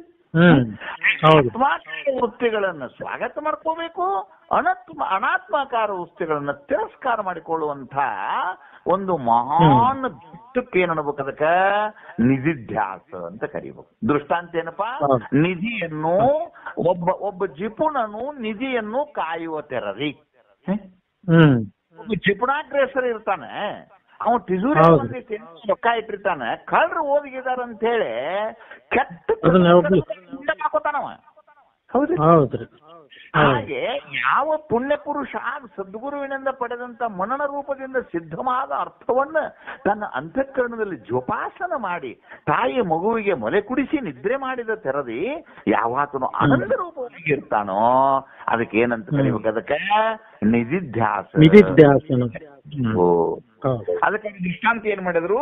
ಮೊದಲವರೆದ ಶ್ರವಣದಿಂದ ಉರುತರ ಮನವನ್ನು ದಿನ ಏನದು ಉರುತರ ಮನನದಿ ಉರೇ ನಿರ್ಧರಿಸಿ, ಉರೇ ಅಂದ್ರೆ ಚೆನ್ನಾಗಿ, ಉರೇ ನಿರ್ಧರಿಸಿ ಶಂಭುಲಿಂಗ ಪದದ ಅಚಲಿತ ಭಾವನೆ, ಚಲಿತ ಭಾವನೆ ಅಲ್ಲಿದು. ನಾನು ಶಂಭುಲಿಂಗನೇ ಇದ್ದೇನೆ ಅನ್ನುವಂತ ಅಚಲಿತವಾದ ಭಾವ, ಆ ಭಾವ ಅದು ನಿಧಿಧ್ಯಾಸದ ನಿಜ ರೂಪ. ಯಾವಾಗ ಕನಸಿನ್ಯಾಗ ಮನಸ್ಸಿನ್ಯಾಗ ಎಬ್ಬಿಸಿ ಕೇಳಿದ್ರು ಕೂಡ ನಾನು ಜೀವ ಅನ್ನೋ ಜ್ಞಾನ ನಿಮಗೆ ಬರಬಾರ್ದು. ಅಂದ್ರೆ ಈ ಅಚಲಿತ ಭಾವ ಅಂದ್ರೆ ನಿಶ್ಚಲವಾದ ಭಾವ ಅನ್ನಂಗಾಯ್ತು. ಹೌದು ಹೌದು, ನಿಶ್ಚಲ ಭಾವದು ಅಚಲಿತ ಭಾವ. ಹೌದು. ಓದಪ್ಪ ಮುಂದೆ.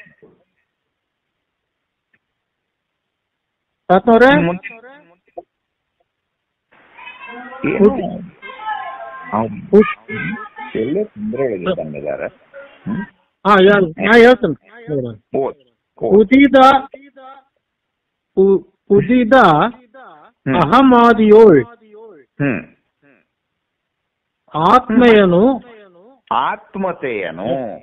ಆತ್ಮತೆಯನು ಬಹುವಿಧದ ಜಗಕ್ಕೆ ಸದಾ ಸತ್ಯತ್ವವ ನೊದ ಅಸಿತುವ ವಿಪರೀತ ಒನ್ನಡಿಯಲೆಯದೆ ಬೀಳ್ಕೊಡುತ್ತಿಹುದು. ಇನ್ನಷ್ಟು ರೂಢ ಮಾಡ್ಕೊಳ್ರಿ ಅಪ್ಪಗಳೇ, ನಿಮಗೆ ಹೇಳ್ತಾ ಬರ್ರಿ. ನೀವು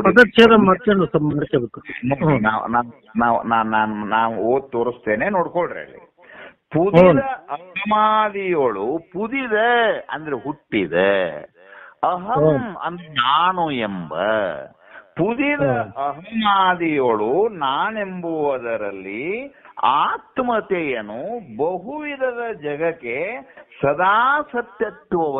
ಯಾವತ್ತು ನಿಮಗೆ ಇಲ್ಲಿ ತಕ್ಕ ಅಹಂಕಾರದಿಂದ ಏನ್ ತೋರಿತ್ತು ಅಂದ್ರೆ ಜಗತ್ತು ಸತ್ಯ ಅಂತ ತೋರಿತ್ತಿದು. ಹೌದು.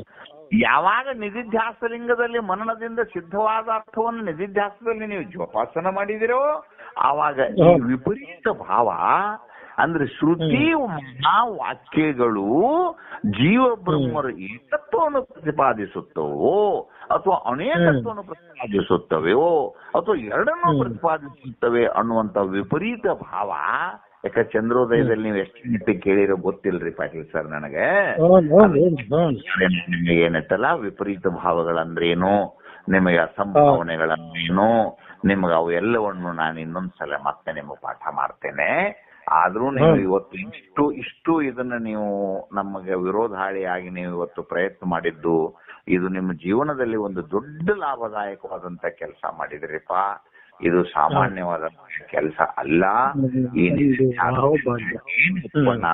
ಅಂದ್ರೆ ಜಗತ್ತು ದೇಹಾದಿ ಪಡಿ ಪದಾರ್ಥಗಳು ಸತ್ಯವೆಂಬಂತಹ ಇಲ್ಲಿಯವರೆಗೆ ಇರುವಂತಹ ಜ್ಞಾನ ನಾಶವಾಗಿ ತೋರುವಂತಹ ಜಗತ್ತು ಕೇವಲ ಬ್ರಹ್ಮ ರೂಪವೇ ಅದ ಅಲ್ಲದೆ ಇದು ಬೇರೆ ರೂಪ ಇಲ್ಲ ಅನ್ನುವಂತಹ ಜ್ಞಾನ ನಿಮ್ಮ ಅಂತಃಕರಣಕ್ಕೆ ಬರ್ತದ ಅನ್ನುವ. ಇನ್ಮೇಲೆ ಏನಪ್ಪಾ ಇತಿ ನಿಧಿಧ್ಯಾಸನಂ, ಇನ್ನು ನಾಳೆಯಿಂದ ಏನ್ ಕಲಿಸ್ತಾರೆ ಅವರು, ಈ ನಿಧಿಧ್ಯಾಸನವನ್ನ ಹೆಂಗ್ ಮಾಡೋದು ಅಂತ ನಾಳೆಯಿಂದ ಕಲ್ಸವ್ರಿದ್ದಾರೆ.